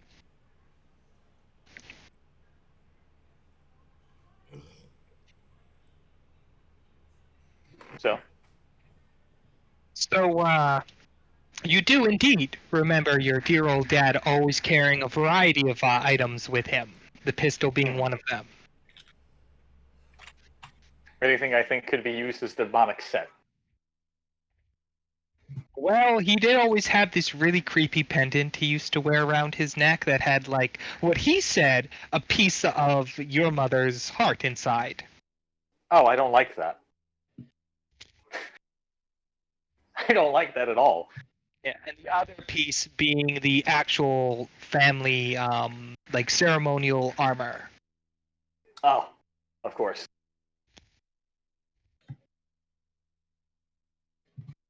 And he used to wear them all at the same time, and nothing terrible would happen. He only wore all three together when he was going to war. But he'd always I saw. whisper to the locket whenever he thought nobody else was listening. I'm going to assume Lurvy gets all that at the speed of thought as I remember it. Uh-huh. And he literally chimes in with, looks like you weren't the only one with roommates. Apparent King Lee. Thanks, Dad. I think the thanks, Dad, is what Laura hears, by the way, as I'm just looking at the gun. Yeah, you say thanks, Dad, and Laura, you can't see anymore. What? What? Yeah, your vision just went black. Oh, fuck. Agoraphobia starts to set in.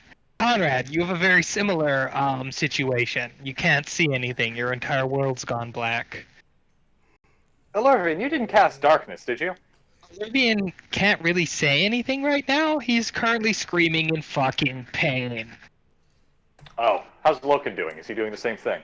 He's not screaming, but you can tell he's just kind of doing the whole stoic treatment. He's still in incredible amounts of pain.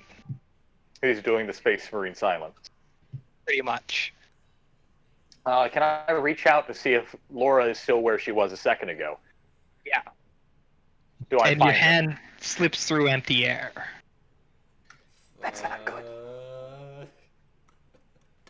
Okay, what's happening? What's going on? Do we die? When you finish Do We Die, you turn around back to Loken and Lurvian, who, now that you've left them for a little bit, notice that they're slowly but surely, like, inching closer to each other. Uh-huh. And when they actually meet contact, the world shines white. And you're standing back in the middle of the vehicle bay with Laura. What? What? Well, that was terrifying. Can Laura see? Is she back? Yeah, you are both Okay. back. That was mildly terrifying. Twitching and tail bristling. So, how are those two doing? Are they picking themselves up? Well, when you turn around to be like, hey guys, you picking yourselves up, you have to look up. Uh-huh. Because dear old dad is there. What? You get a crazy smile and did you miss me? No. Oh. You're the one who called me. I did. My own daughter calls me and she doesn't even want to say anything. Can you imagine? Okay. the Okay. tragedy? Can Laura see this? Or is this Conrad talking to nothing on the ceiling? Cannot see shit. I'm gonna try and roll a perception because Laura thinks Conrad is going even crazier than she usually is.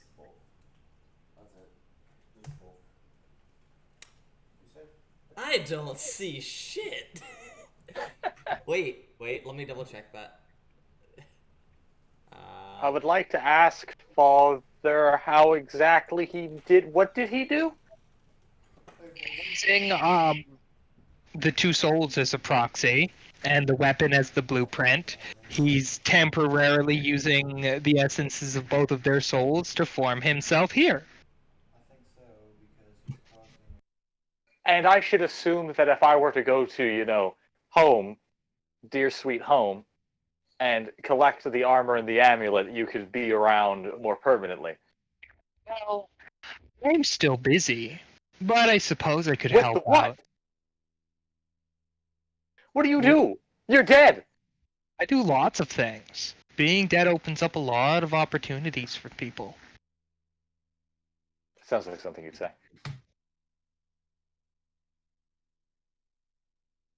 You got any advice for me, dear old dad? Just Butcher proud of that you're mine? finally fulfilling your calling. Of what? Well, you know, fixing up the family gun, subduing an entire hive and agri and forge world. I mean, like father, like daughter, right? And I didn't even have to, butcher people to do it. Could you imagine? Give it a couple years. Get stabbed in the back a few times. I'm sure. Probably gonna put Barnabas in an acid vent before all this is over. Right. Speaking of, I feel like this is probably the right time to say this given your current conversations.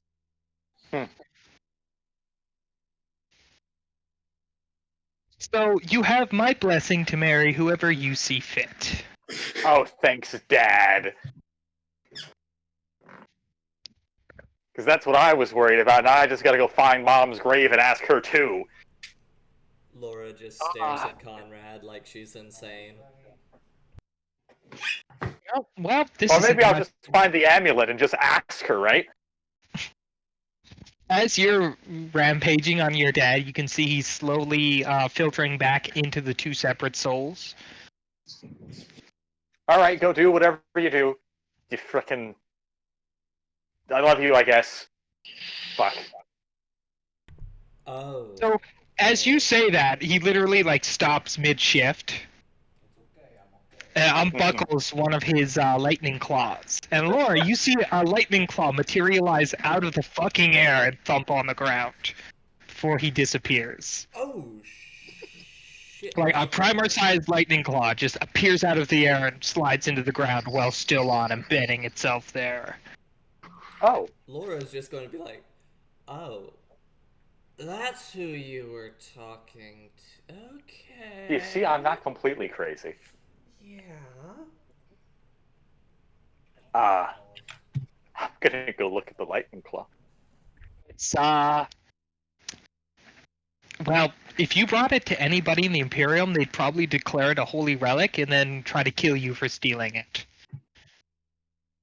Too bad it's mine! It's also enough that you'll need two people to carry it. Convenient. That's exactly the number of people we have. Wonderful. Alright. Nobody sees you guys carrying this to Conrad's quarters and asks, what is that? You know who we get? Okay, I know exactly what to do. I'm gonna call up Redden. Yeah. Listen, where's Magnus or Shade? I need one or the other. Right here. They're Both of them? there. Yeah. Listen, I need a lightning claw and I need it in my room now. Well, I have a lightning claw and I need it in my room. Oh. So why do you need Magnus and Shade? Because it's my dad's. Ah, fuck. Yeah. Alright. On our way. Hey, Magnus! You want to see something that's gonna freak you out, maybe? You know what? I have a comm bead. Oh, so you heard that. I heard everything. Plus, So- having a back door into your skull also helps. Yeah. Do you still want to see it? Yes, Conrad Kurz is crazy enough. Anything he does is worth seeing. At least it'll be entertaining. Okay. We'll be back, Shade. Huh? So yeah, you come on down to Laura's little converted vehicle bay, and there's a huge, ornate, Primarch-sized lightning claw stuck in the deck. Ain't it dope? So, how'd you get it here? I talked to my dad. Oh. I just want to go ahead and say Laura is probably examining the hell out of this thing because, holy shit, lightning claw, rare shit. Primarch Lightning Claw. Look probably like one of the two that still exists in the galaxy because he has the second one. Yeah. Yeah, like I said, if any of the members of the Mechanicus aboard your ship see this, they're probably going to lose their shit. Which is why they're not. Mm-hmm. I mean, Laura's already kind of losing her shit. Came from the opposite. I'm gonna squat down and look at the fucking claw. It's probably the size of my arm. A little bigger, but yeah. Yeah. This way, down this way. Delightful. So yeah, it's a very ornate lightning claw done up in the... Oh fuck, what was the name of his legion now? Damn it. The Night Lords. Thank you. Done in Night Lord style and color. Yes. There's also a shit ton of rust spots on them, from apparently when Conrad just turned the power field off. You might want to get that cleaned. Who can I trust to work on this? Who do you think? There's some things I could say to you right now, but I'm not going to because I value you as a person sometimes. I'm probably the only person that could work on it right now without trying to kill you. You're right, but also I would like to put, not constantly... Again, I value you as a person, I value your opinion. I'm not going to say it. Conrad, Instead, can we just move it? Conrad, you tried to be a Mechanicus. You at least know how to get rid of rust, right? Yes! I could, potentially. I don't... Can we just teleport it, please? I do have to say, we did go to college together. You did very well while you were there. Yeah, I just didn't like people telling me what to do. Yeah. We'll go with that. None of you really noticed when he did it, but mid-conversation, Magnus just tapped the lightning claw and took you all to the captain's quarters. Oh, Excellent. So you haven't even realized we've been arguing here for like the past minute in the captain's quarters. Thank you, Magnus. Appreciate it. I'm gonna go back to my beach now. I'm gonna Wait, try hold and be... Yeah, Oh, I think me and Laura are gonna move it under my bed or someplace where it's safe to keep. Yeah. Because I don't know where else to put this thing except under my bed. talk about a monster under your bed. Haha. Oh god. This can only end well. Only end well. Speaking of which, our Lurvian and Loken just knocked the hell out. It's the quietest your head has been in literal months. Oh my god. Alright, so Conrad, I have Yes? an idea. Uh-huh. We should probably work on it together. Right, to make sure that if one of us is about to screw up, we can stop the other. Yes. On that note, I am going to go ahead and also inform Conrad that that Laura might need some help with a special project. Uh-huh. So, Conrad probably remembers the shopping list that Laura gave her. Right? And probably noticed the list of miscellaneous and general cybernetics that were in it. A surprisingly bulk order of such. Oh. So, You want... we should probably consider working on our own tech guard. Our own tech what? Tech guard, Hisper assists. Discounts Qatari. Yes. Essentially. Okay. We could probably use that as an incentive for some of the Clan of Wonder. They seem to worship some form of the cult Mechanicus. Speaking of which, remind me that I need to learn more about that. Yes, you do. It also means more binding time, which, never mind. But yes. I got it. But there's one more stuck in the wall. So. Anyway, that's,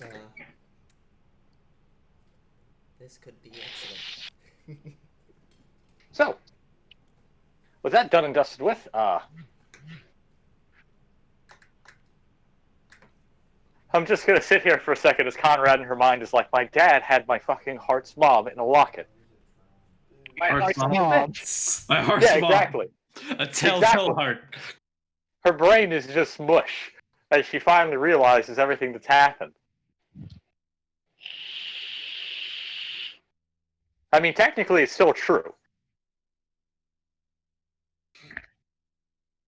I thought Kara would be more like confused that she sends out thoughts and doesn't get an answer back. Well, I mean, they're knocked out or whatever, right? They're Yeah. still here, though, right? You can feel them, but it's not like when a Lurvian goes to sleep or anything like that. They are just out. Right. I mean, I think it's happened before because I forgot exactly what happened to Lurvian, but at some point he got, like, attacked.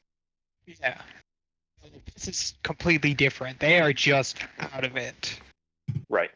So you mentally So- poke them both with a stick and jack shit happened. So, yeah, hopefully they'll come back around. If not, I'm going to have to go talk to Medea or somebody.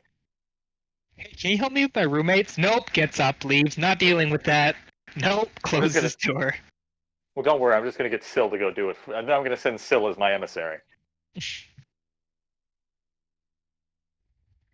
But yes, with that out of the way. Oh, God. Oh, fuck. Oh god, oh fuck, I have a giant lightning claw under my bed now. What am I gonna do with it?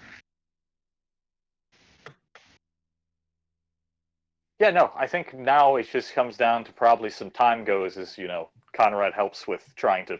the administrative burden of, what the heck is going on the ship right now. Yeah. Pretty much all of you are pretty much indisposed for the next 2 or 3 days while everything gets finalized. Laura goes through her cybernetic surgery, and then you all call the general board meeting for what are we doing next? Yay! Right. Which is where you guys will pick up after the 2-day time skip. Laura gets her stuff installed, and you call the general meeting to decide where the fuck are we going, which is a lot bigger this time, so you've had to move it. Are we in the actual Order of Kronos conference room this time? That's up to you. What's our other option? Well, either use the Order Kronos room or you use the conference room on the Pax Romania, which was designed to have over 100 people in it. Because it's a cruiser, and you have that many officers. Yeah. Those are your two choices.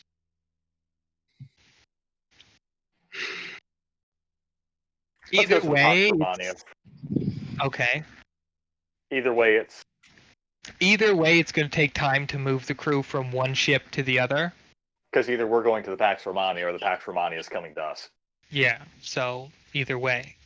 We might as well go to the Pax Romania because then we don't have to compromise, the giant Order conference room is much. Yeah. So yeah, we'll head over to the Pax Romania and we'll have our general meeting. Yeah. It's pretty easy to get all of your main officers dragged aboard and the other extra Clan of Wonder members. If you so bring to any other than the Risen. Because she's the only one that absolutely wants to go. Well, again, as far as gang bosses and all are concerned, if they're not concerned about policy, I'm not going to force them to be concerned about policy. Just know that if you don't show up, They all trust the Risen enough. Okay. If that's it, then that's fine. I'm not going, again, it's a matter of the fact that just don't complain about what decisions we come to if you don't show up. So, Right. My first question is this, does the crew have any, well, like our main officers, do they have any idea where they want to go? Also, do we meet the captain of the Pax Romania? Yes, the old man? You would. Mm-hmm. You know those kind of captains that never leave their command thrones? Because it's like, is it because it's also his life support, or is he just that serious about being the captain? Just that serious about being captain. The one thing you've noticed about being on the Pax Romania is all of the crew members are just the most intense people you've ever met, full stop. Excellent.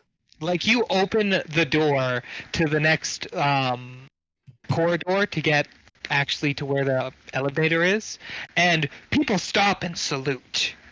It's really intense. So you mean to tell me that this ship is run like the Imperial Navy is supposed to be run instead of our little Inquisition vessel? Yeah. I'll try my best to act like I'm a captain who was, an actual captain and wasn't just shoved into this position.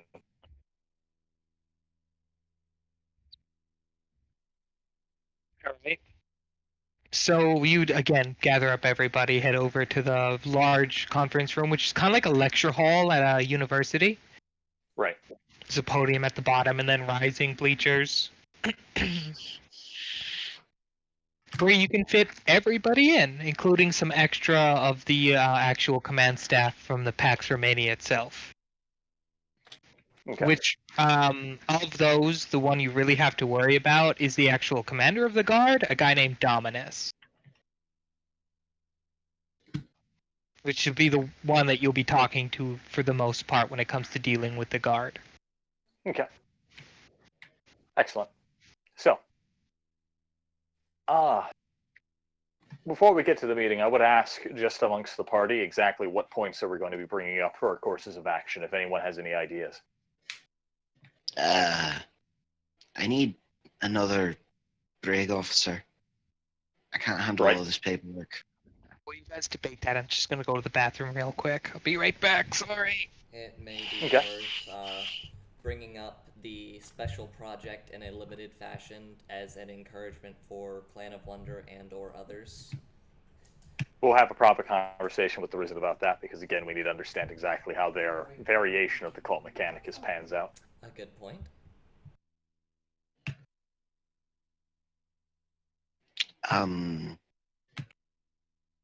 We should probably garner some sort of, understanding of the crew of this ship and what they prioritize. That We'll is probably a talk good to point. Darius after the meeting. Indeed. Because, Darius? Darius and the captain. Uh, Is that not the name of the guard guy?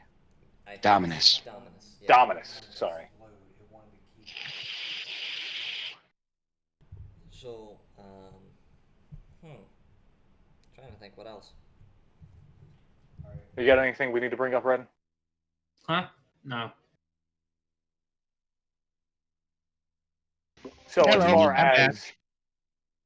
I'm going to explain to the party, by the way, that as far as overarching goals, I think, well, the entire reason I wanted an army, and we have half more than an army than I expected, is to head back to my homeworld so we can claim it.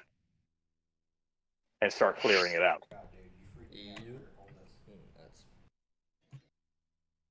Aye. So, Yes? could we put my homeworld on the list? We could. If it even still exists? I tell you what, we could probably get Stark to start asking questions like that when we get back on the Apollyon. Yeah. Because it'd be nice to, At have least it know if it's still back. there. If it's still there, I'd like it back. Right. So we'll put that on the to-do list. Okay. Laura? yeah. Speaking of which, still, your homeworld. It was Yeah. feral? Yeah. Was it temperate? Like, did it support a lot of life? Good God. I don't know. I was in, one spot. Right. It was cold. I'll get Stark to look into it again. Because, Okay. depending on how it looks, we may go there instead of my homeworld, because my homeworld is alpine, which is to say lots and lots of mountains.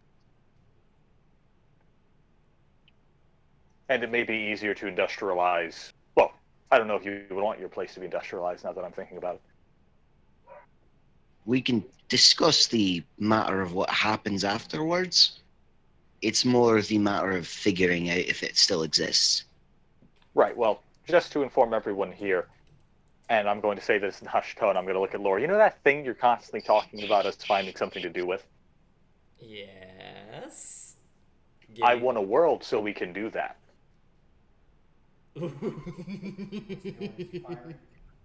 And at the moment, I find either mine or Sill's homeworlds to be the best candidates for that.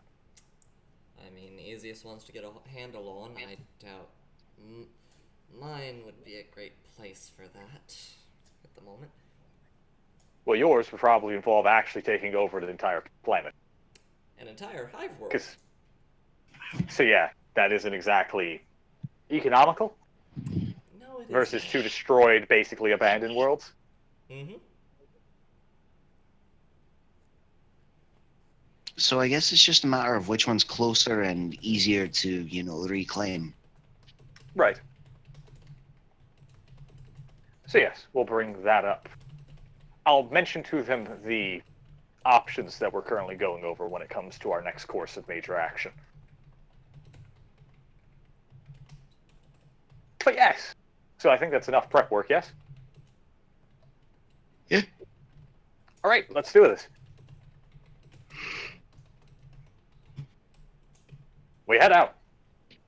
So you walk bravely onto the stage of the briefing room where there is 100+ eyes on you.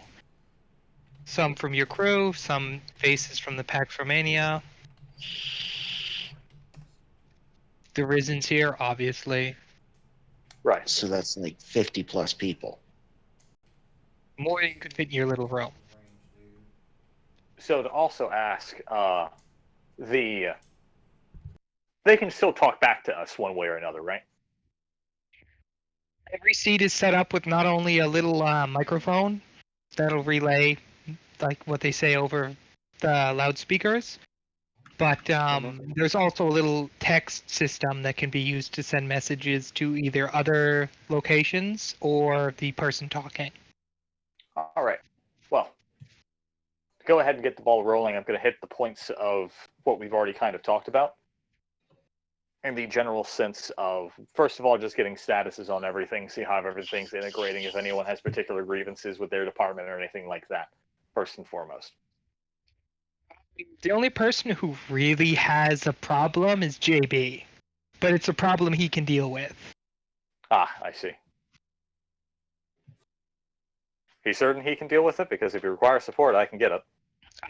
But no, I think I'm okay. I just have to deal with other people living in my workspace. Ah, I see. Just don't go around, genetically engineering plants to eat them in the night, please. Okay. It was supposed to be a joke. I've been thinking about my father a lot. That's all you need to know. Anywho, I then move on to the big topic, which is, our next course of action. Which I basically explained to them at the moment as a toss-up. Because for what we have planned, we're going to need a planet. As in, a whole planet that we can do with as we see so fit. And the 2 best options for that are my own homeworld and Sill's old homeworld. Problem being is that my homeworld isn't exactly the best place for large-scale industry. In the sense that, it's a bunch of mountains. And also, it was invaded by Dark Eldar. That's a problem. Well, they don't stick around for very long. But their abominations are still going to be stomping around down there. Whatever pets they decide not to bring with them when they left.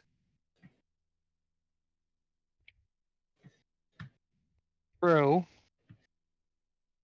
But it does seem like a good opportunity to run my men through their paces. Give them an Right. actual war zone. Most certainly. The second option is the option that we know the least about because, well, we have no idea what Sill's homeworld status currently is. And so that would be something that I will talk to. You probably know who you are and who I'm going to be talking to about exactly that after this little meeting. But I wanted to be known that that was an option that's on the table that we'll be investigating before we make any final decisions. There were a lot of hard rocks on my planet. Right. Living the crag. Medi is actually voicing her concerns. Hmm. Which is, if it is a feral world, that means they'll have no industrial base whatsoever to start with, which means importing a lot of materials and workers to start one. Right. And then the local population might not appreciate it. We don't know if there is a local population is half the problem. As far as I'm aware, it was a planet-wide evacuation. People are stubborn. I'm sure there's probably at least a small society still ambling about. I swear if it's the Rock Eaters, we can just kill them all. Peters, we just kill them all. Well, again, the major advantage I see to Sill's homeworld is the fact that it may have more favorable terrain for building than a bunch of mountains. Right. Again, we'll be taking it as we can get it, so to speak.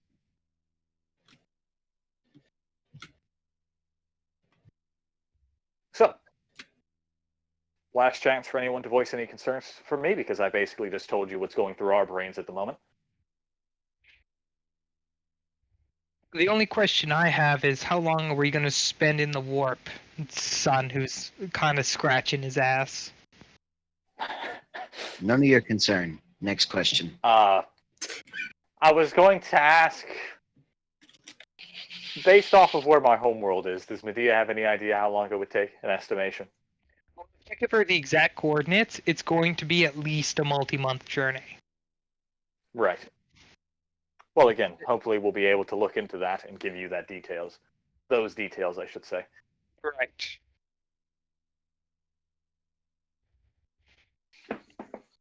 Because heading back to your home world requires a little more backtracking toward the center of the galaxy.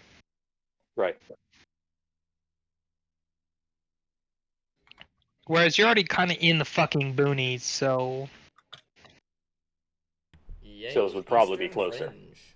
Stills is a little closer. Not a whole bunch. It might shave a month off your travel time. Right. But you're still going to be in the warp for at least like 2 or 3. All right. Well, with that done and dusted with, at this point, it's just mostly going to be setting people to work in the general sense of, figuring out exactly where mine is. So, figuring out exactly where mine and Sill is and just getting more details on Sill's in general. That way Medea has the most optimal path to either. Barnabas kind of sighs and makes that whole "that's a me" problem look. The coordinates, probably. Stark can probably figure out exactly what the planet is, to be honest. Man knows things for some reason. Can we get Stark to work on the details of Sill's plan and get Barnabas to work out the exact position? Sure. We could always just ask, my uncle who works with that ex-girlfriend of Barnabas's. I suppose that's a tree we could bark up.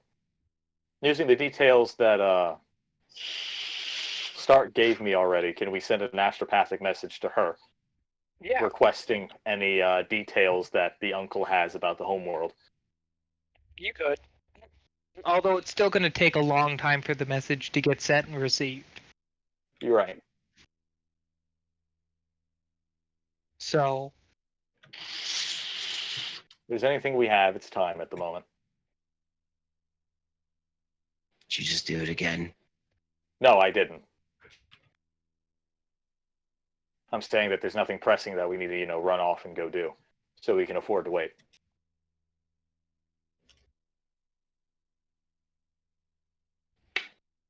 All right. Those two will get on their respective jobs. I don't think there's anything really I can assign anyone else to do. Aside from make sure that we don't kill each other in the process of integration? Pretty much. Oh, also, after the meeting, of course, I'll go talk to the people I said I was going to talk to, particularly talking to the Risen about exactly what their branch of the Mechanicus believes in, or their... I probably really shouldn't word it like that. Yeah. What I would ask her about her beliefs, and the beliefs of the clan at large, so I can better understand them. Okay, so the clan at large generally holds true to the Mechanicus faith. But where the big part deviates is the actual story of the big old emperor going to cock slap the Void Dragon. Mm-hmm. Apparently, he didn't do it. Ah. Apparently, according to their story, they sent he sent a group of roughly 4 to 5 females to do the job. Which doesn't sound like the big E you know. Well, certainly doesn't. Anyway, amongst these members was a silent sister that helped found the whole order. As what they'd found inside the what they found when they actually went inside the what the fuck is it called now? The labyrinth. The Noctis labyrinth. Thank you. Anyway, that's where their clan found the wondrous machine. Ah. Yes. And for years, they weren't an actual clan or anything like that. It was just the keepers of the machine. Very small group of people. It wasn't until their actual founding that they figured they needed a lot more people to protect the machine. As they believe it allows them to commune with the machine god. Ah.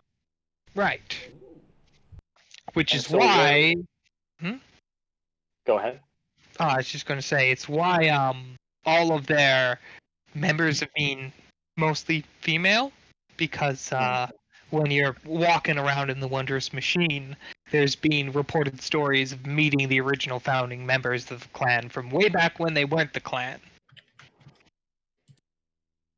And They so... Sorry, go ahead. Well, Conrad's still a little bit confused as to why the preference for female members still. Because... Is it just because of the fact that the originals were female and that's it? Well, the way that the original story goes is that the Emperor tried a couple times to claim on. And screwed it up. And it took a woman to fix it. Yeah. Okay. So they stand by the belief that, anything that a man can do, a woman can probably do better. Got it. As a couple fucking women did what the holiest god emperor could not do. Do they happen to believe anything like, the machine god is feminine in nature or anything like that? That's a big part of contention. Leave it there. Right. That's a big point of contention actually amongst the clan. And if you bring that up, you're going to start getting into a theological debate, and you don't want to be there. As in a theological debate with the Risen herself? Yeah. Oh boy. Yeah, the moment that starts happening, Conrad's going to feel that, her noble instinct is going to kick in and be like, you're talking about politics or religion and something bad's about to happen. Pretty much. And so, Go ahead and pop the crit. it's going to go, well, let me change the subject and talk to you because, in short, my colleague, Laura, the one with the ears and the tail. The mutant. Well, she's got in her head that we need discount Scutari. And I wanted your opinion, or, blessing, so to speak, about offering it as some sort of bonus or promotion to some of the clan that you think are worthy of such a thing, as I assume cyberization is still holy. Nobody in the clan's gonna turn down some good cybernetics, but it comes down to personal preference or need. Right. Although if I were to suggest anything, I would say first work on fixing up all of the junk cybernetics that is already existing amongst the clan. Of course. There's lots of chrome lying around, it's just all in various stages of disrepair. Busted and whatnot. Mm. I need to get some more items. Well then. If the bureaucracy ever slows down, I suppose I can help her with that. But beyond that, I'll be sure to tell her what you've said. By the way, and as we were about to launch in a theological debate, was I able to catch exactly what the Risen's stance on the matter of if the machine god is feminine or not is? He believes wholeheartedly that the Machine God is a being that, if it really is a god, is probably androgynous and can change gender on a dime. So it doesn't really fucking matter to her. Right. It's whatever you want to make the statue look like. I don't care. Gotcha. All right. I just need to make sure if there was more politics I needed to play around with her with. No, thankfully, she's, despite being a devout believer, still kind of like, you know, don't really think we should be tearing our throats out over a statue gender, you know? Esoteric bullshit. Yes, she's very, commanding, you know? And practical, it would seem. But yes, that's that. Stark's already working on that. Barnabas is doing the other things. I don't think... Oh! Domino's Pizza. Dominus, yes. Yeah, I would like to have a conversation with him and to, get his opinion on the guards and how he's liking the Pax Romana so far and all that kind of good stuff. Well, the first thing he would tell you is it's always nice to return home. Of course. As for the state of his men, well, it's hard to say until they actually get stuck in it for the first time. Right, so until you can test them, you really don't know. I mean, I've run drills, everybody is properly trained, disciplined, but when the shit hits the fan... Right. Well, is there anything of note that I should know about? Anything about you personally I should know? Aside from Dominus being the leader of the actually armored part of the guard, no, not really. Does this ship have an ecclesiarch? Yes, it does. Because I just realized that because we don't have an ecclesiarch on the Apollyon. It has an entire ecclesiarchal conclave. Oh, it has a shrine. Yeah, where they're venerating the God Emperor. Well then, I suppose he's important, isn't he? Or she. Though you hardly ever see she's in the ecclesiarchy. This is true. So yeah, I will also make sure that I make time to meet the ecclesiarch. So he does not believe that, I am lax in my duties to the God Emperor, or whatever the hell they think. You meet him, you get the feeling you rubbed him kind of the wrong way, but that's more of a you being you thing. Me existing, me having that weird arm. Yeah. Me not talking about the God Emperor with every other breath. But he's civil enough with you. Answers any questions you might have. As long as he knows that I'm not going to ignore his presence. Because, that's just a sign of respect. I think I would also personally meet with the captain. Okay. Ensure that he has no grievances. The only grievance he has at this point is he is critically out of targets of opportunity. Pardon? He's bored. He's a military captain. He lives for naval combat. Unfortunately, I don't know when we're going to get another entanglement as such. Because, well, as I explained with my homeworld, the Dark Eldar, maybe, if he's lucky, if he wants, bloodshed, they might still have a raiding outpost around it. Otherwise, it's going to be nothing but ground combat, unfortunately. Maybe a few over bombardments. A warship needs war. Yes. And I'm certain that if it may not come soon, but we'll have more than you're full of war at some point.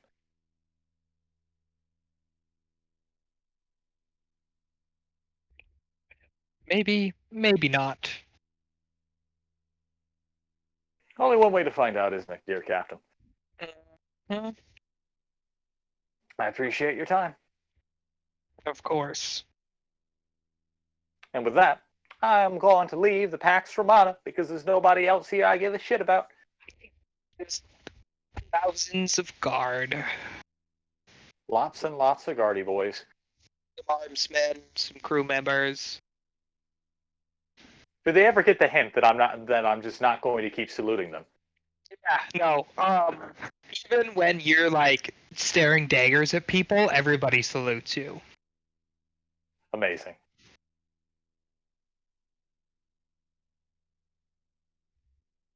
At least the captain has put together that I am definitely Inquisition first, Navy second. Yeah, it didn't take very long for him to figure that one out.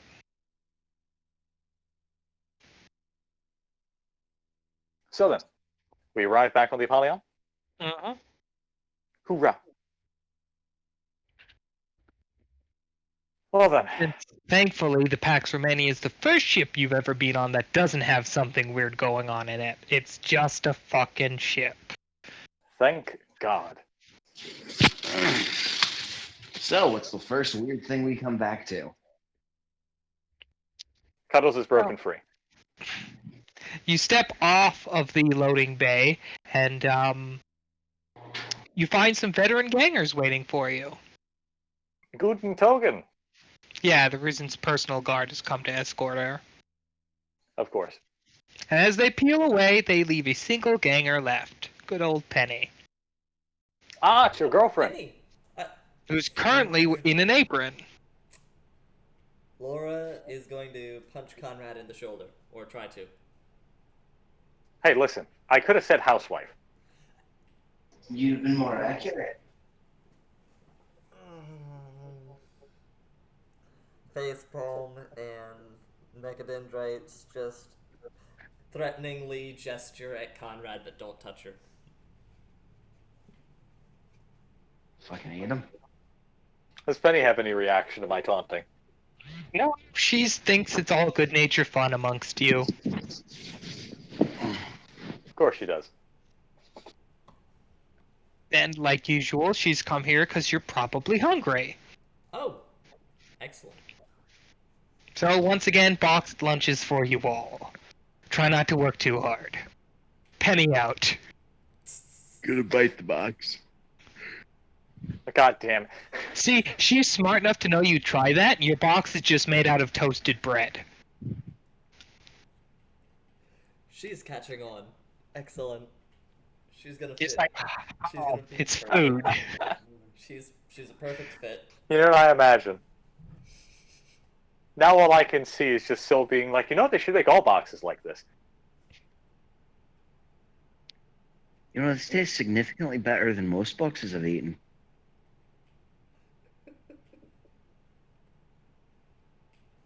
Right. Right. Okay. I'm gonna go get some R&R before I have an aneurysm. Does that sound good? What's R&R? Rest and relaxation. We get that?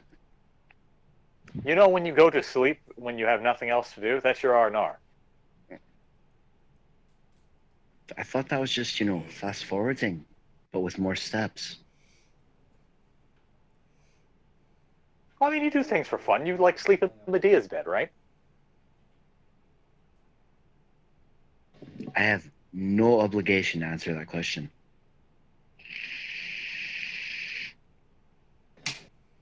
Okay, fair enough.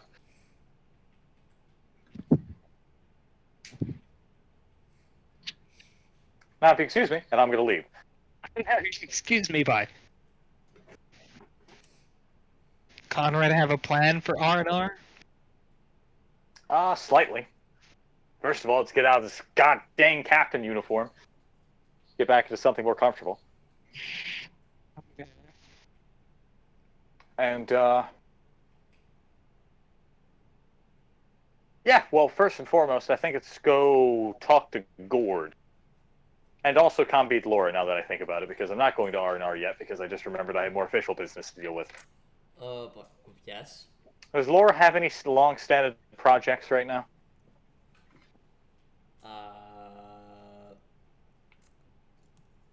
You gotta go propose to your wife.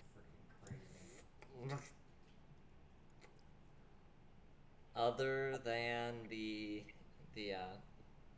Hisper Assist project. One second. Let me dig through my notes. Come back to that real quick.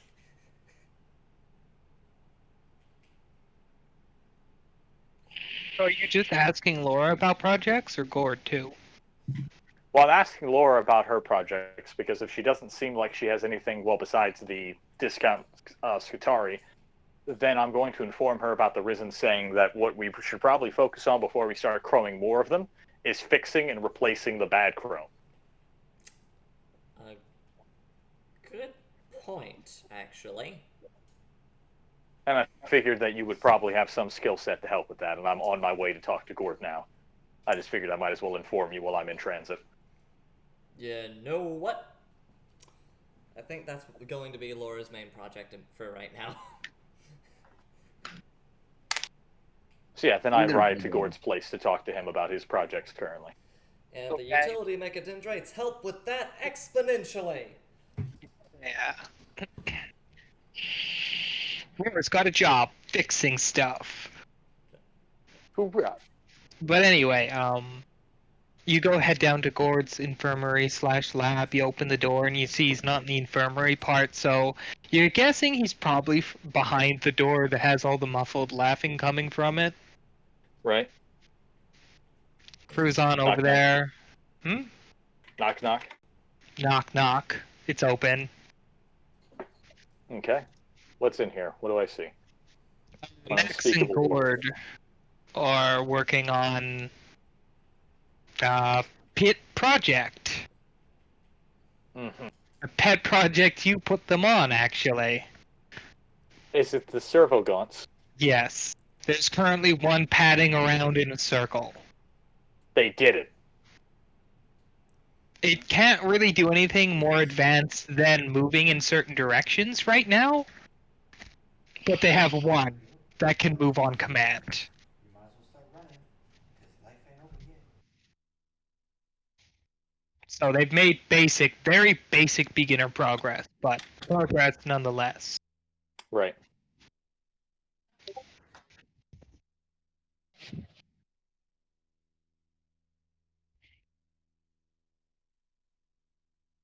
So yeah, you'd interrupt Gord in the middle of, well, trying to get Maniacal this ass thing to laughter. do more. Right?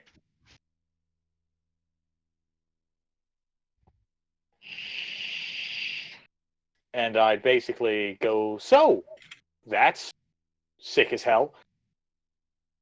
Yeah. It only took me all of the time you were down on the planet to get it working, but... And then I had to drop the project to, examine every other new person on this ship. Because no offense, but I don't trust Ozra to do a physical. I don't either. I would trust him to put trackers in everyone and then steal them in the middle of the night. Right. So, hence why it fell onto me, and why my side project is so far behind now. Right, well, I suppose then. Well,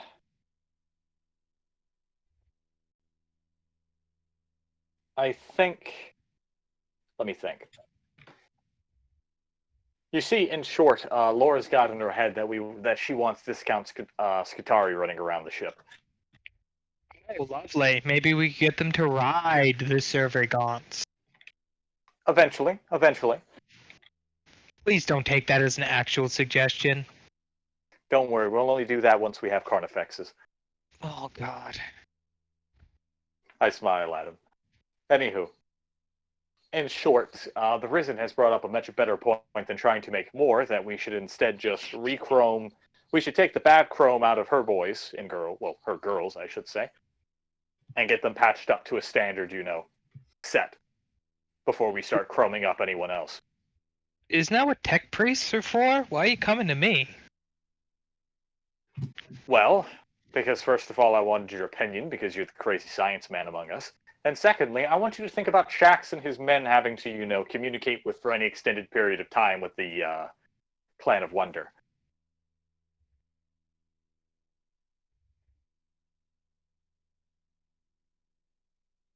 It's gonna happen anyway.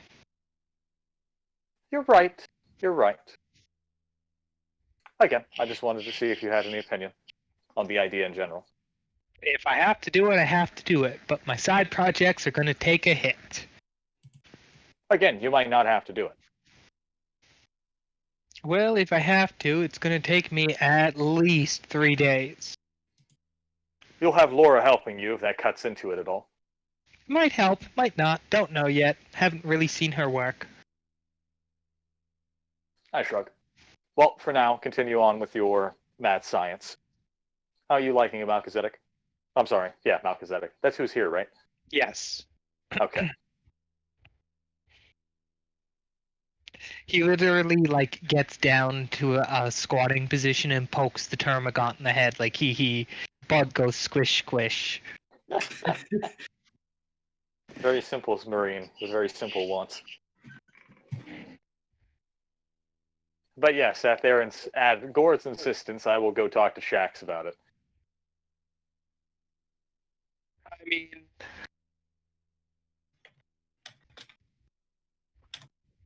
he's all for just throwing Laura on the task and that it. When you bring up, yo, I'm gonna get Laura on it, he's like, oh good, she's got that then. No need for any of us to worry about it. You sure about that? Yeah, I think so. Okay, well, if she ever gets swamped, if she gets completely swamped and, has a mental breakdown, I'll be sure that she knew it was you, decided that she didn't need any more help. Oh, please. It's not like you have to have them all getting their replacements at once. Fair. I'm just making sure you understand. So you can't say that you didn't know. I kind of have an entire ship to keep afloat as well. Again, everyone just seems to be pushing this onto someone else, so. I can spare you a half a dozen tech priests if you really need them. Again, we'll just see how Laura does on her own at first. If you need them, just come find me. Of course. Speaking of which. You know what? Never mind, actually. I'm gonna go, and I'm gonna leave. I believe Shaq's standing there a little perturbed, like what? I'm just gonna go, nope, never mind, I'm sorry. It was a fleeting thing, I lost it.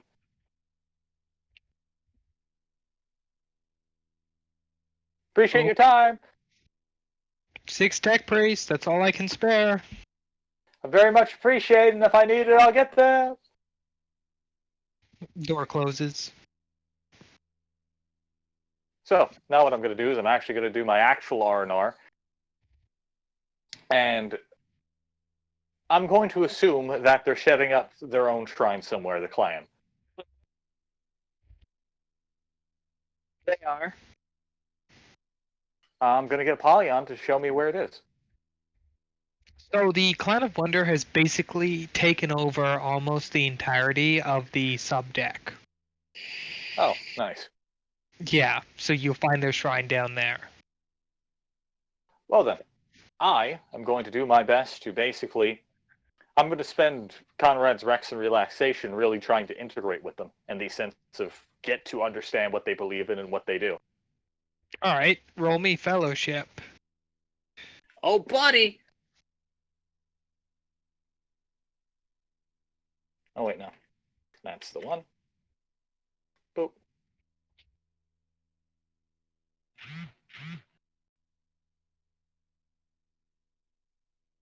That is barely up. Yeah, no, that's pass. Hurrah. So yeah, you managed to integrate with them pretty nicely. These seem like they'll all get along with you and listen to you, and hell, some of them might even go out for drinks with you later. Oh, nice. Helps that half of them don't know you're the captain yet, thanks to your change of clothes. That was the entire point. But yes, I basically get the same feelings of what the Risen has already told me when it comes to their religious beliefs. Pretty much. And she meant it about the religious debate thing. There are some people down here who are arguing with each other about that. Mhm. And some other things. It seems like theological debate is really popular to pass the time here. Makes sense. I mean, you are a subcult. It's very important to subcults exactly what they're supposed to believe in. Right. Granted, I'll never be caught dead actually calling them a subcult, because that's a good way to get stabbed by a subcult. Or shot by a bunch of guns. Yeah. I just want to go But ahead no, and that's what say, Conrad's going to be doing for the next little bit, is Sorry. just, you know, Integrating. integrating, making friends, shaking hands. Alright. Anybody else? So Laura's going to be preparing for her current project. You gonna Now, finish that? Sorry, go ahead. No. Yes. Do it. Nope. Okay, fine. Shaq sent the other 6 tech marines or tech priests anyway.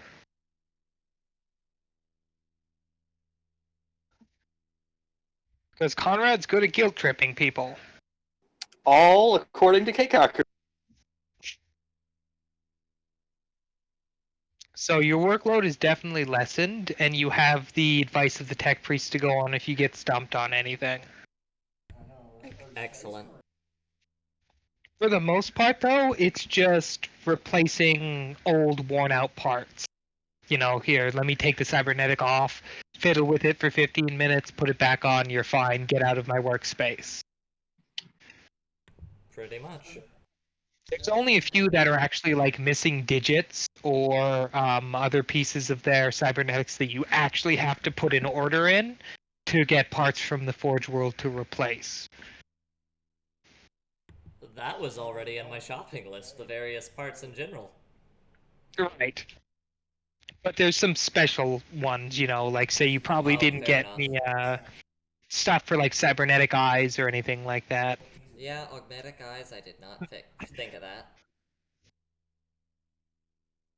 Again, it's kind of a as-you-go system. You get a patient and you start working on it. Realize you need new parts. Tell them to come back tomorrow when you have the parts and place the order.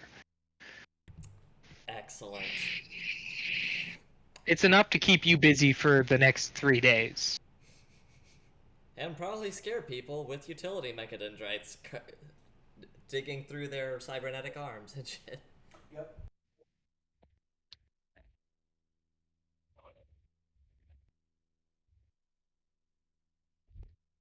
So, a couple more days would pass by with all of you integrating and doing your various projects. For Sil, she's just, you know, arresting people. And you'd get your first 2 reports back on the state of your respective homeworlds. Uh-huh. Yes.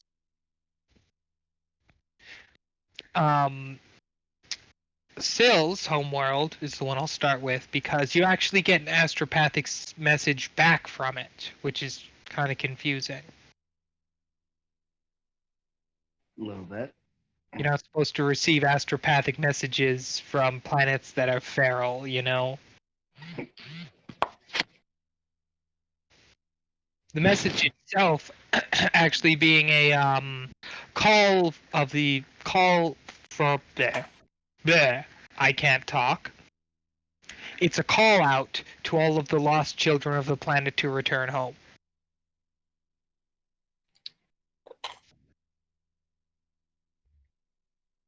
Can you roll me intelligence, please, Sil? It's a matter of whether I can or whether I should. I still somehow passed that. Okay. Then you're listening to the message, right? And you stop. And you get it played back and you listen to it again. You go, that's my mom! What? The voice of the astropath that sent the message was your mother. Oh, Or at least the voice the astropath used when the message was recorded. oh.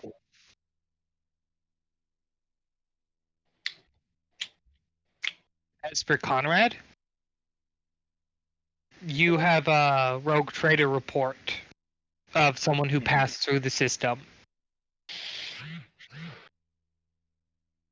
As far as you can tell from their report, nothing's changed. They landed, they got attacked by abominations, had to flee the planet, never came back.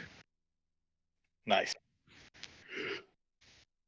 The only thing that's out of order in the report is there was a small, extremely small spaceport on the moon. Like enough to fit one ship. Which is where they refueled and got the hell out of there, which was not there before. And, well, obviously they refueled, so whoever owns it, was there anyone on it? Like, did they have to pay for that? Or was it just there? Yeah, there's living inhabitants aboard. Interesting. Very interesting. Yes. Apparently they're the last bastion of the Hellion people. Huh. Well, they need support.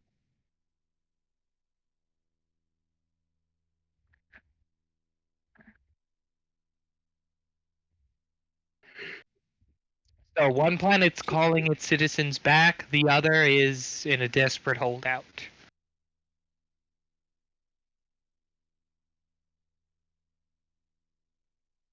So then, I'm going to call a general meeting on the Apollyon of the party and the crew, as in, our officers here.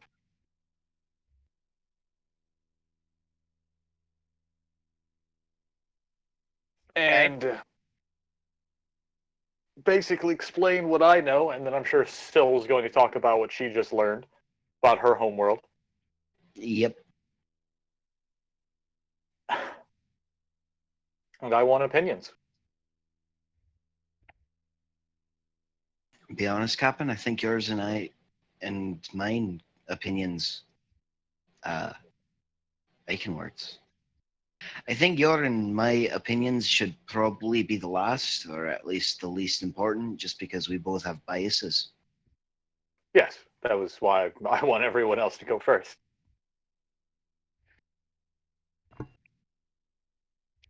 Red and Laura, do you have any 2 cents? So, Syl's homeworld this is about the homeworlds, right? Yes. Okay. So, Syl's homeworld is closer. Slightly. Mm-hmm. Conrad's homeworld is further, but could potentially be a very good... could be very good resources for us to go and check out. So, I also admit to being a bit biased, considering certain plans.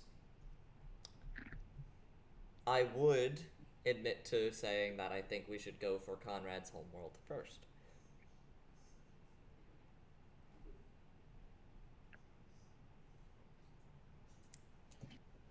Okay. Man?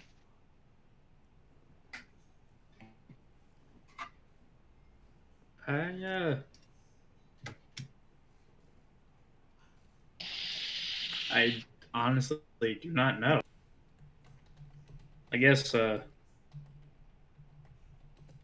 since it is closer, Sills. If Okay. I had to put aside any biases and put in an honest answer, it would seem that yours would have more pressing matters to us actually going there, rather than, furthering our own goals. It would also give us a chance to, do the right thing.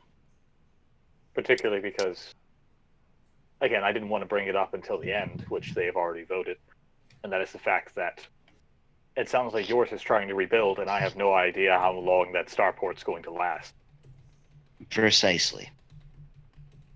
So, as homesick as I am, and as much as I disagree with, furthering our own goals first, I do think your planet would probably be the one we should go to first, if nothing else, to liberate it from the threat it's under, Right.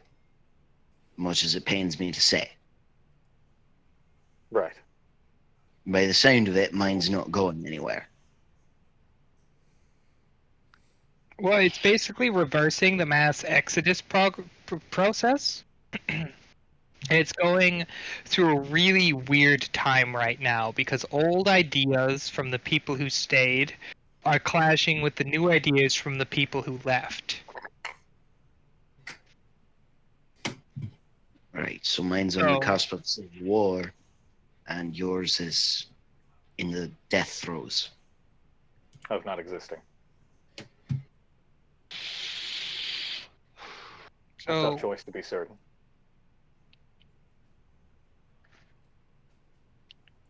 Yes. People on the command staff would have mentioned that trying to modernize Planet of Feral Worlders while they're in the grips of trying to figure that exact plan out may not be the best course of action. If we went there first, it would be to sort it out in general. I have no plans. To be honest with you, the idea of trying to industrialize them in the first place wasn't really on my mind. It was just something I figured I'd mention as an option, because there's no reason in just ruling it outright. Though at this point, given what we just learned, like you've mentioned, it's definitely not something I'd be comfortable with at this point. However, Feral Worlds are known for having strong citizens. I'm sure, if anything, they would be very hard workers. Right. Okay. Let's think about this strategically. On a moral front, it's more... Say again. Go ahead. On the moral front, it's more, do we prevent deaths or try to make some matter more? Do we try to stop a war, or do we try to turn the tides of one that's already been lost? I think, particularly the way I see it, right, is the fact that if your world cannot handle this social change, right? Right. We can set, if we have hell secured by the point that we go there, and they're at some precipice of either war or something happening, right? Mm-hmm. We can offer, if it really came down to it, we could offer them a part of hell as a place for those people to, like, whatever faction is in the decline, like the traditionalists or the industrialists, or, you know, offer them someplace on hell to live out however they want. It wouldn't be the same, but it would avoid a war. It would. When it comes down to it, my biggest fear is that, you know, those of tradition may not stand a chance in a fight against those who have adopted the ways of the rest of the galaxy, I suppose. Precisely. So it's less of a war and more of a prevent a needless slaughter. Don't you have a brother named Stratum? I do.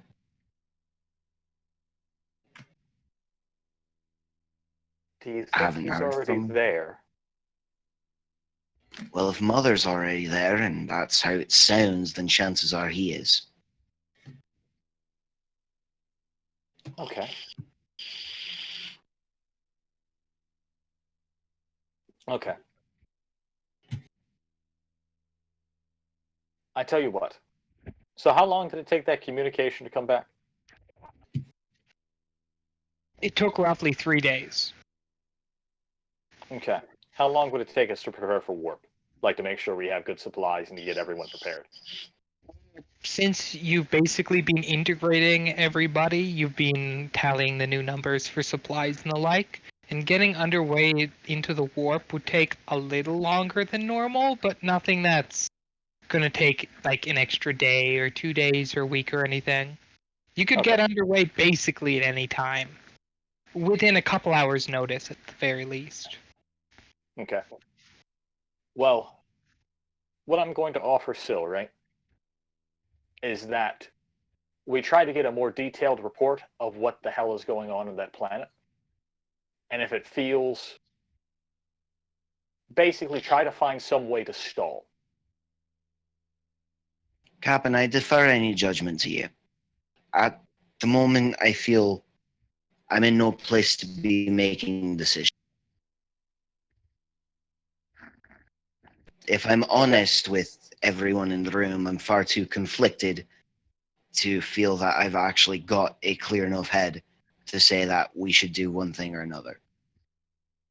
I have an idea. It's Son talking. Okay.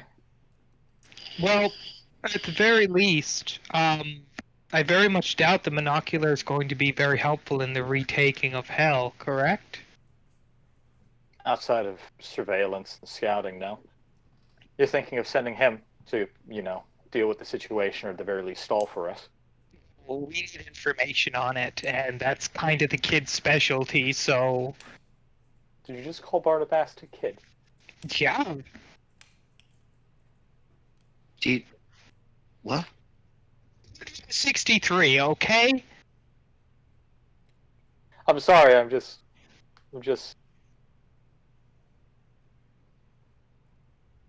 It's pretty good. You're Anyway. fucking old. You look very good for that age. Your rejuvenate's a hell of a process. So yes, well, Jeff, I'm going to ask Barnabas about that first and foremost and his thoughts on if he thinks he can stall for us. I don't have to go to your home planet? Oh, that's right. I could have showed you around, showed you my old room. Now I don't know if I want you to go or not. Conrad. At least, we do have a smaller warp-capable vessel that we use for forward scouting. So at the very least, I could send a small crew of about 100 people to go check it out. I tell you what. You go, like you personally, and the binocular as a whole go there, and you keep the smaller one with us. That way I still have access to some of your scouts. Alright. Because to be frank, I still don't have anyone who can do it nearly as well as you, so... I'd leave 100 of my guys behind in our support vessel with you. It is warp capable, so you don't have to worry about, jumping through the warp and leaving them behind. And the astropath aboard the vessel will be in contact with ours. So if you really need to talk to me, you can. Particularly just to be sure that as soon as you get a good picture of what's going on and whether or not you stall, try to get to us about it. Right. Stalling a feral world shouldn't be that hard. Shouldn't. Just like how, half of us shouldn't exist. Have you ever tried to change my mind? The point is, you don't try to change their minds. You just give them other things to think about. Have you ever tried to distract me? Still, with all due respect, you do get distracted.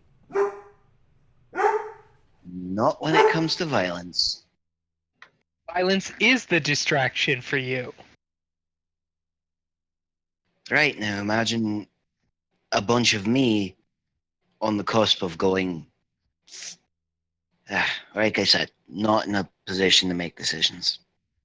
Either way, I'm not going to start shooting people. Appreciate it, More Barnabas. worried about them trying to kill you several hundred times. That's okay. If there's one thing I've learned how to do, it's not be noticed. And I mean, really, if it came down to it, I'm pretty sure Hal by himself could keep an entire city's worth of your people under control. Wait, I think we'll be okay. To be honest with you, I'm pretty sure Space Marines should be rather good at convincing your people to, stand down.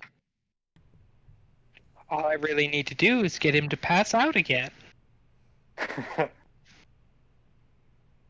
I mean, a Space Marine couldn't get me to stand down. But also, you have 2 shards of the Emperor and Ancient Necron God and Power Armor. I got my stubbornness from my mother. Right, but you also know that you can fully back it up. I'm saying that you're a little bit... You know that you could probably take him is the difference. My mother could take my father. Anyway, Anyway, the meeting concludes. yes. We've made our Cool. decisions, I believe. So, Barnabas is dispatched to Sill's homeworld, and you're all heading to hell. Yep. Cool. Highway to hell. Oh, speaking of, that reminds me. I still have to deal with you. Oh no. Ya bastard. Yeah. So, Laura disappears. Oh shit. What a pity. What a pity. Who saw that coming? I knew I'm it gonna was go to coming. sleep. I knew it was coming. Oh fuck. So, you're back on the path again. Oh no. Staircase leads down into nothingness, a path of ruined stones, and nothing but the black void around you. Yay! Agoraphobic nightmare. Pretty much. Goes down the path. So this time it's a lot shorter. This time you only walk about half the distance. And you can once again hear kind of that synchronized choir singing in binary and high gothic. Delightful. Right. Yeah, you get all the way up to the cathedral this time, Yeah. which is a cathedral that's comprised entirely of either bone or chrome. The entire thing is constructed from either human body parts or mechanical limbs. Well, that's not creepy at all. The ecclesiarchy really likes skulls. Yes, they do. Something you have to deal with. Yes, they do. While I'm walking up, I'm going to try and scrutinize it with my optical mechadendrite, because that thing has hellish zoom. Okay. Zoom enhance roll for it. Perception, mate. That's pass. It's a cathedral. People are home. It's made out of some wacky stuff, and technically is in a realm that shouldn't exist. Try not to think about that. That last Why not part. think about that part? Yeah. Wonderful. Wonderful. Oh, Jay. Enter the cathedral. Strength check, mate. Oh, shit. These are heavy doors. That is no dice. Okay, so yeah, you sit there and you strain and you struggle and you try to push the door open, and you can hear your old self in the back of your head saying shit like you're too weak, the strength of your faith isn't strong enough, and just generally being a right bitch and not very helpful, right? Uh-huh. Roll me another strength check with a extra 20 thanks to your anger at the old you talking smack. That is a pass. Great. So you managed to push the doors open and get inside the cathedral,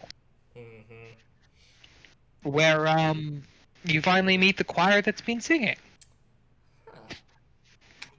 which is a mix of people with wings similar to a saint's. Oh, you can tell these ones are non-functional.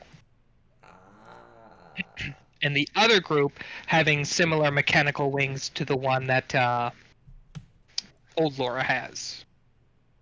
Wait, what?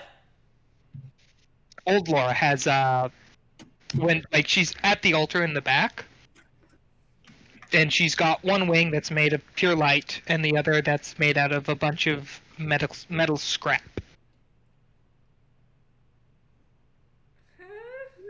As she concludes her little ceremony, they fade away, as well as most of the rest of the beings in the cathedral. Laura is kind of shell-shocked by that. Yeah, leaving just you and the older you, Oh no. who's bum rushing you with a berserk look in her eyes. Dodge! Yeah, roll me a dodge check, please. That's a pass! Okay, so you jump to the side as the axe swings through the air, and you have about 3 seconds, a turn, to do something. Uh, fuck. So that's going to be a run the fuck away check? Oh, wait, let me check something.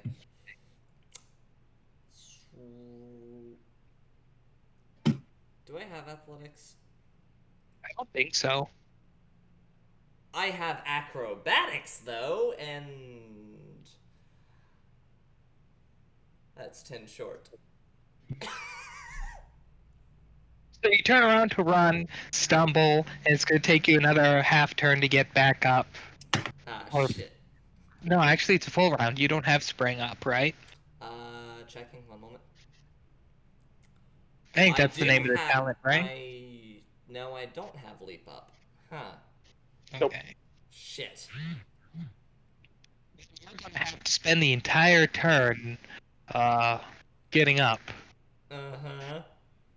Which means old Laura has lots of time to attempt to smack the shit out of you. Can I try and dodge again? I mean, you're currently Okay. trying to pick your ass up off the ground. This is a melee attack against a prone target, right? She hasn't melee attacked Laura while she's lying down yet. Okay. Ah, crap. No, she's currently waiting for you to get your ass back up so she can pummel you again. Oh, no. As soon as she charges again, I'm going to try and dodge. So you get up, she charges, you can roll your dodge check. I am fading that! I'm actually using my I don't first wanna fade of the dodge. session. Yeah! I passed And- that! Barely. Oh, fuck. Okay, so you dodge out of the way, right? Uh-huh. Oh, And she no. turns around, goes to make another charge, and is promptly stopped by something. Huh? Yeah, she's hanging there, midair, staring at you with this look in her eyes, just pure I hate you.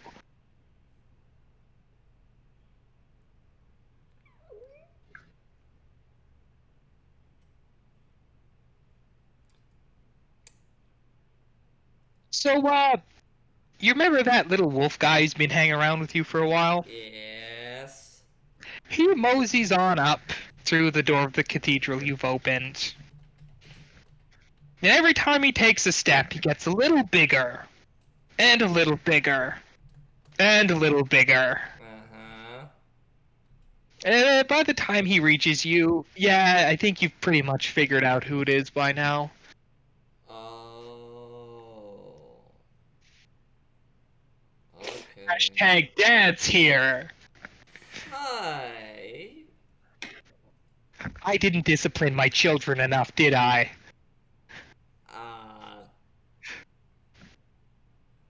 I remember you barely being there. Yeah, that's my fault. Don't worry, I'll take care of it now. As he grabs the older you, who now looks very frightened. Oh, it's okay. Younger Laura is fucking terrified at the same. So, dear old dad is taking old you on a trip. And asks if you want to get spat back out on the Apollyon, or if you want to stay here for a while.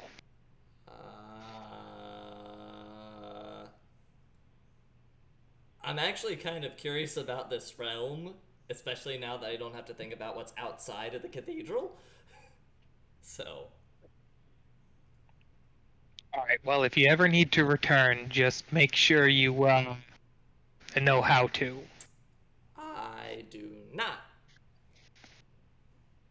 The old you literally rolls her eyes and tells you that the door in the back that leads to the actual back rooms of the cathedral, that's the door. Okay. And then they disappear. Because old Laura got it from Dad. Oh. Yeah. Okay. Fun. And what happened to you is about to happen to her 10 times worse. Oh god. Dad was like, fuck it, I didn't discipline you enough, I see that now, I will take care of it now, immediately. So, while that's happening, Laura is exploring the cathedral because, yeah. Let's diafate this. Sure. 66. Okay, so you find your office. I have an office. Nice. Yes, in the back of the, cathedral. Well, actually up on the upper floors, more appropriately. There's several offices for the separate church personnel. And you're one of them, unsurprisingly. Mm-hmm. This is a lot of paperwork. Thankfully, you have little cherubs that not only do your paperwork, but keep the office clean. That is both adorable and horrifying at the same time. You're pretty split on the whole adorable yet terrifying thing. Yeah. It has to be cute enough I'd like it, but it has to be scary enough that people know they're not welcome. I mean, that's cherubim in general.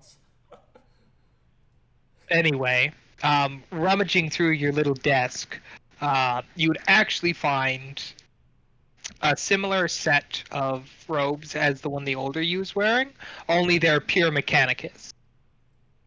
Ooh. Yes. And your room your office definitely looks a lot more like a Mechanicus sanctum than an ecclesiarchal one. However, on your desk there is a single picture of a ice-covered forest. Oh. I recognize that. Yeah. There's also a set of keys hanging off the wall by the door where you came in. Very old, archaic-looking cast iron things. I'm going to grab those because those look important. Yep. And because it's there and slightly klepto, I'm gonna Slightly grab klepto. I'm gonna grab the Mechanicus robes. So you know this is your office because when you pull the robes out of the desk, you find a bottle of Amasec under them. And she So now you know it's bitches at me definitely you. over it. What? No, this is your office. I know. Like yours, not hers, Oh, yours. shit. Oh, shit. Okay. Hers is in a different part of the building. This is all you, hence the bottle of Emisec subconsciously under the robes. I'm gonna take the bottle of Amasec too, slide it into my robes that I just took. Hope nobody notices. Hey, they're meant to have a lot of pockets to hold different bits and bobs and parts. Yeah, it's just not a whole fucking bottle. That's why it's on the inside pockets. Where my oil cans usually go. Right, exactly. So the only other interesting thing in your office is a shrine to the machine god. Make the symbol of the cog because kind of indoctrinated. When you do, the little shrine starts to move in very like fluid motions. You can tell it's living metal. That's really rare. Indeed. Especially without it being, Necron living metal. Right.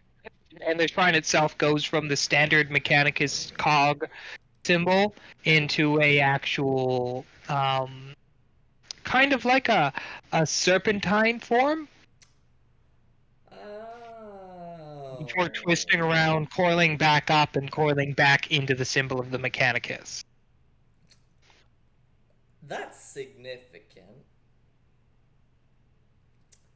Terrifying and significant. Filing that away for later.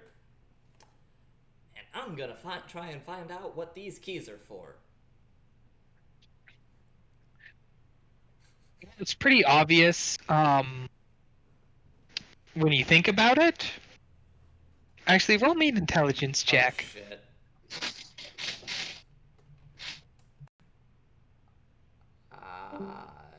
Wah, I wah. don't know shit. They're all keys.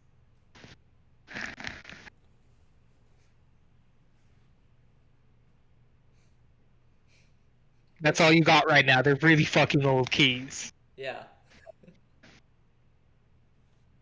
Old fucking keys.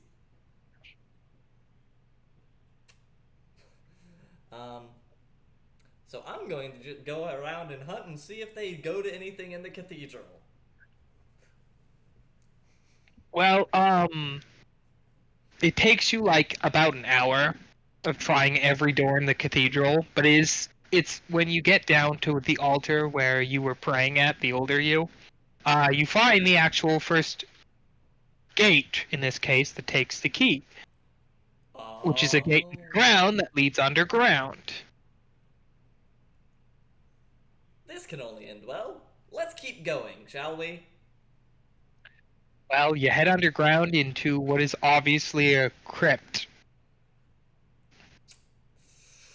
Optical mechadendrite has lights. Yay. Yeah. Similar to the cathedral above, it's kind of split between the Mechanicus and the Ecclesiarch. Mm-hmm. And on the archway heading into this little crypt, it says in binary and high Gothic both, that this is the crypt of the Imperium's greatest heroes. Huh. And walking by, looking at a lot of the names, everybody here is one of the big names in the Imperium or the Mechanicus at one time or another and died. Oh. Heretics or traitors. Just the ones that stayed loyal. Excellent. Continue deeper. It's a Filing huge my crypt. Filing my names as I go. Into the crypt. So, you're gonna have to roll an intelligence check or get lost. Like, literally get lost. Like, you have no idea where you are. Can I use my navigate skill at all? Yeah, I guess. Let You me can fall under that. let me check what that's at.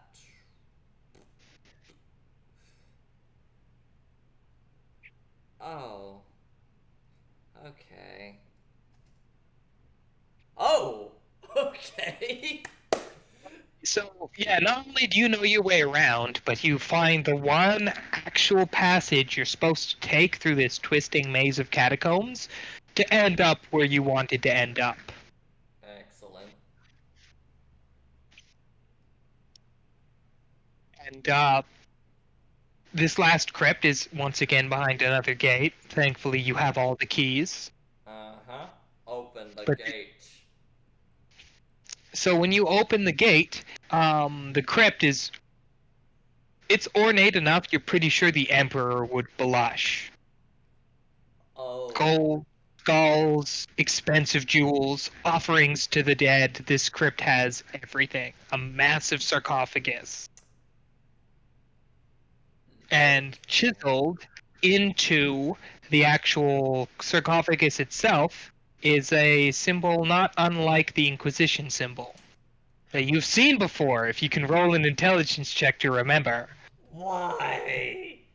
I passed that on the dot. Okay, the only other time you saw that symbol was on Malkador the Stigilite's staff. Oh. Putting two and two together, this is probably where he's buried. Or what's left of him. Or what's left of him. You know, the little ash in a pile that's locked in a giant gold sarcophagus.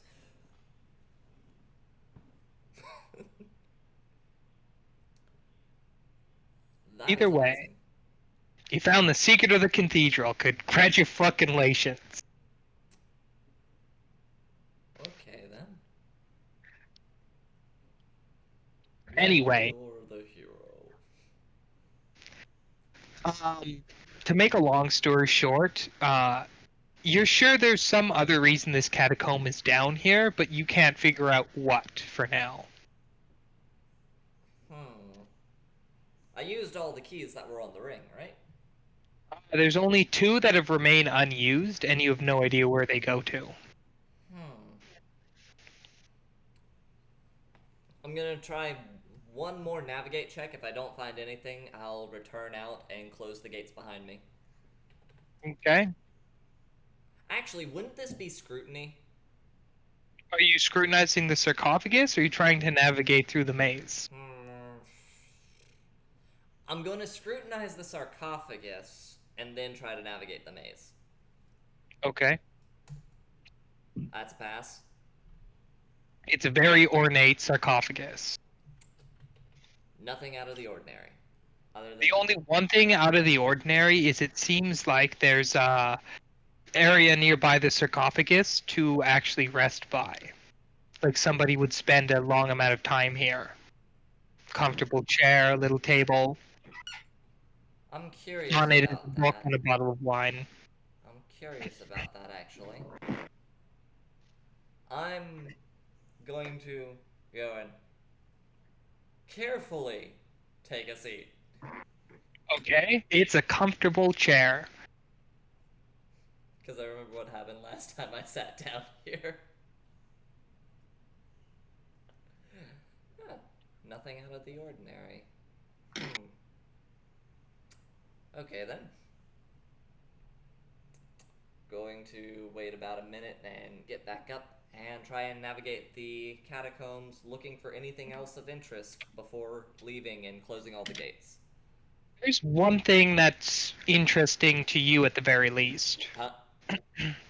You know your little Kensei radar? Uh-huh. It's spinning in all different directions right now. It's like a busted fucking compass. It doesn't know what it's looking for. That is mildly terrifying. Okay, let's see if I pass my navigate check. I do not. Laura's getting lost for a couple hours. And then returns through all the gates and closes them. Right.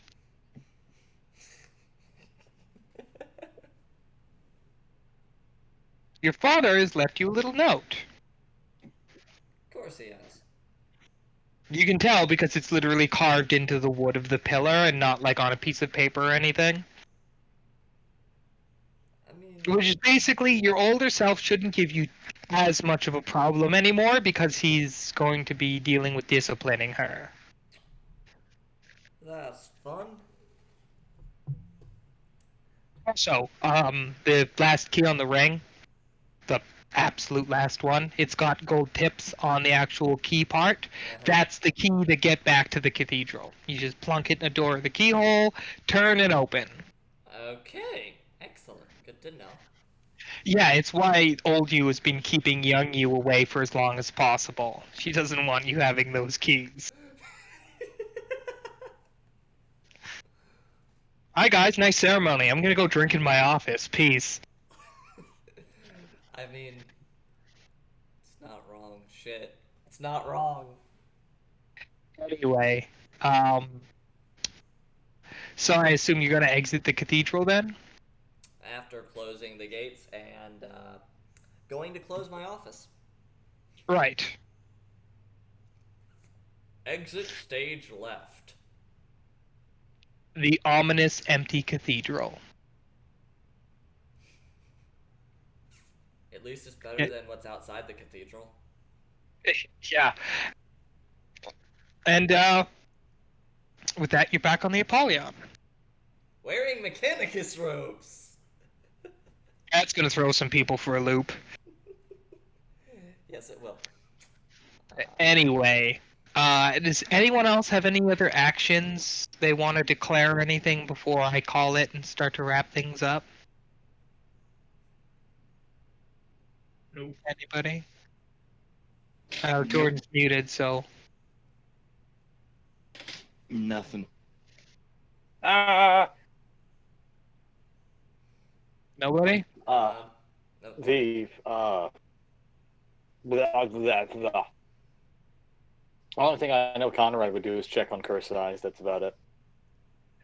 Is well happily stuck in the same vehicle bay that Laura is being assigned to. Amazing. Yes. Oh no. And so she's happily committing tech heresy. Pretty much. That or stealing from Laura's stash, one of the two. I don't know. Flip a coin. And probably trying to commit tech heresy on the tanks until a turret starts moving and aims at her. Oh, no, she was warned. You don't touch those tanks. Good. She was told by everybody who was directing her on the way to the bay, you do not touch either of them. Because Glory will probably run you over, and God Killer will probably shoot you. They have very vile-tempered machine spirits. Yes. I love it. Excellent. Laura would probably check on Penny and... Oh, sorry. I cut you off. No, it's understandable. You just check up on other people. And... probably...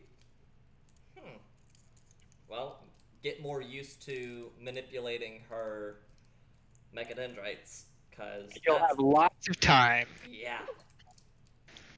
Lots of patience. So what goes wrong? What goes wrong?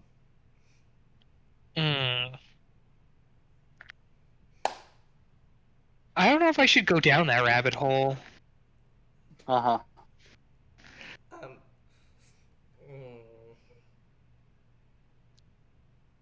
I'm wanting to know now.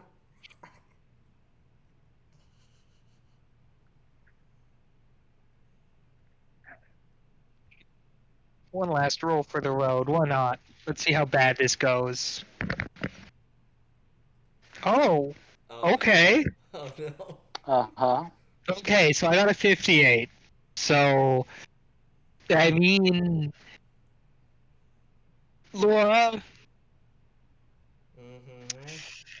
yeah, half of the Clan of Wonder may think that you were hitting on them. Like the people you're working with. Nice. I mean, to be fair, Laura probably was. It's like the entire Clan of Wonder thinks you're a turbo slut now. A turbo! I mean, there are worse things to be considered. Yeah, just don't let the guard find out. You know that the Anyway. Clan of Wonder are probably gossips, so it's going to, yeah. Anyway, if nobody else has anything, I'll probably wrap it up here. I apologize if it was, again, a slower, more boring session. Hopefully things pick up when you head out to hell. Thoughts, comments, suggestions? Did you have fun? I really hope you did. So, Yeah. I'm gonna go ahead and kill the stream here, but yes, I had a lot of fun. And...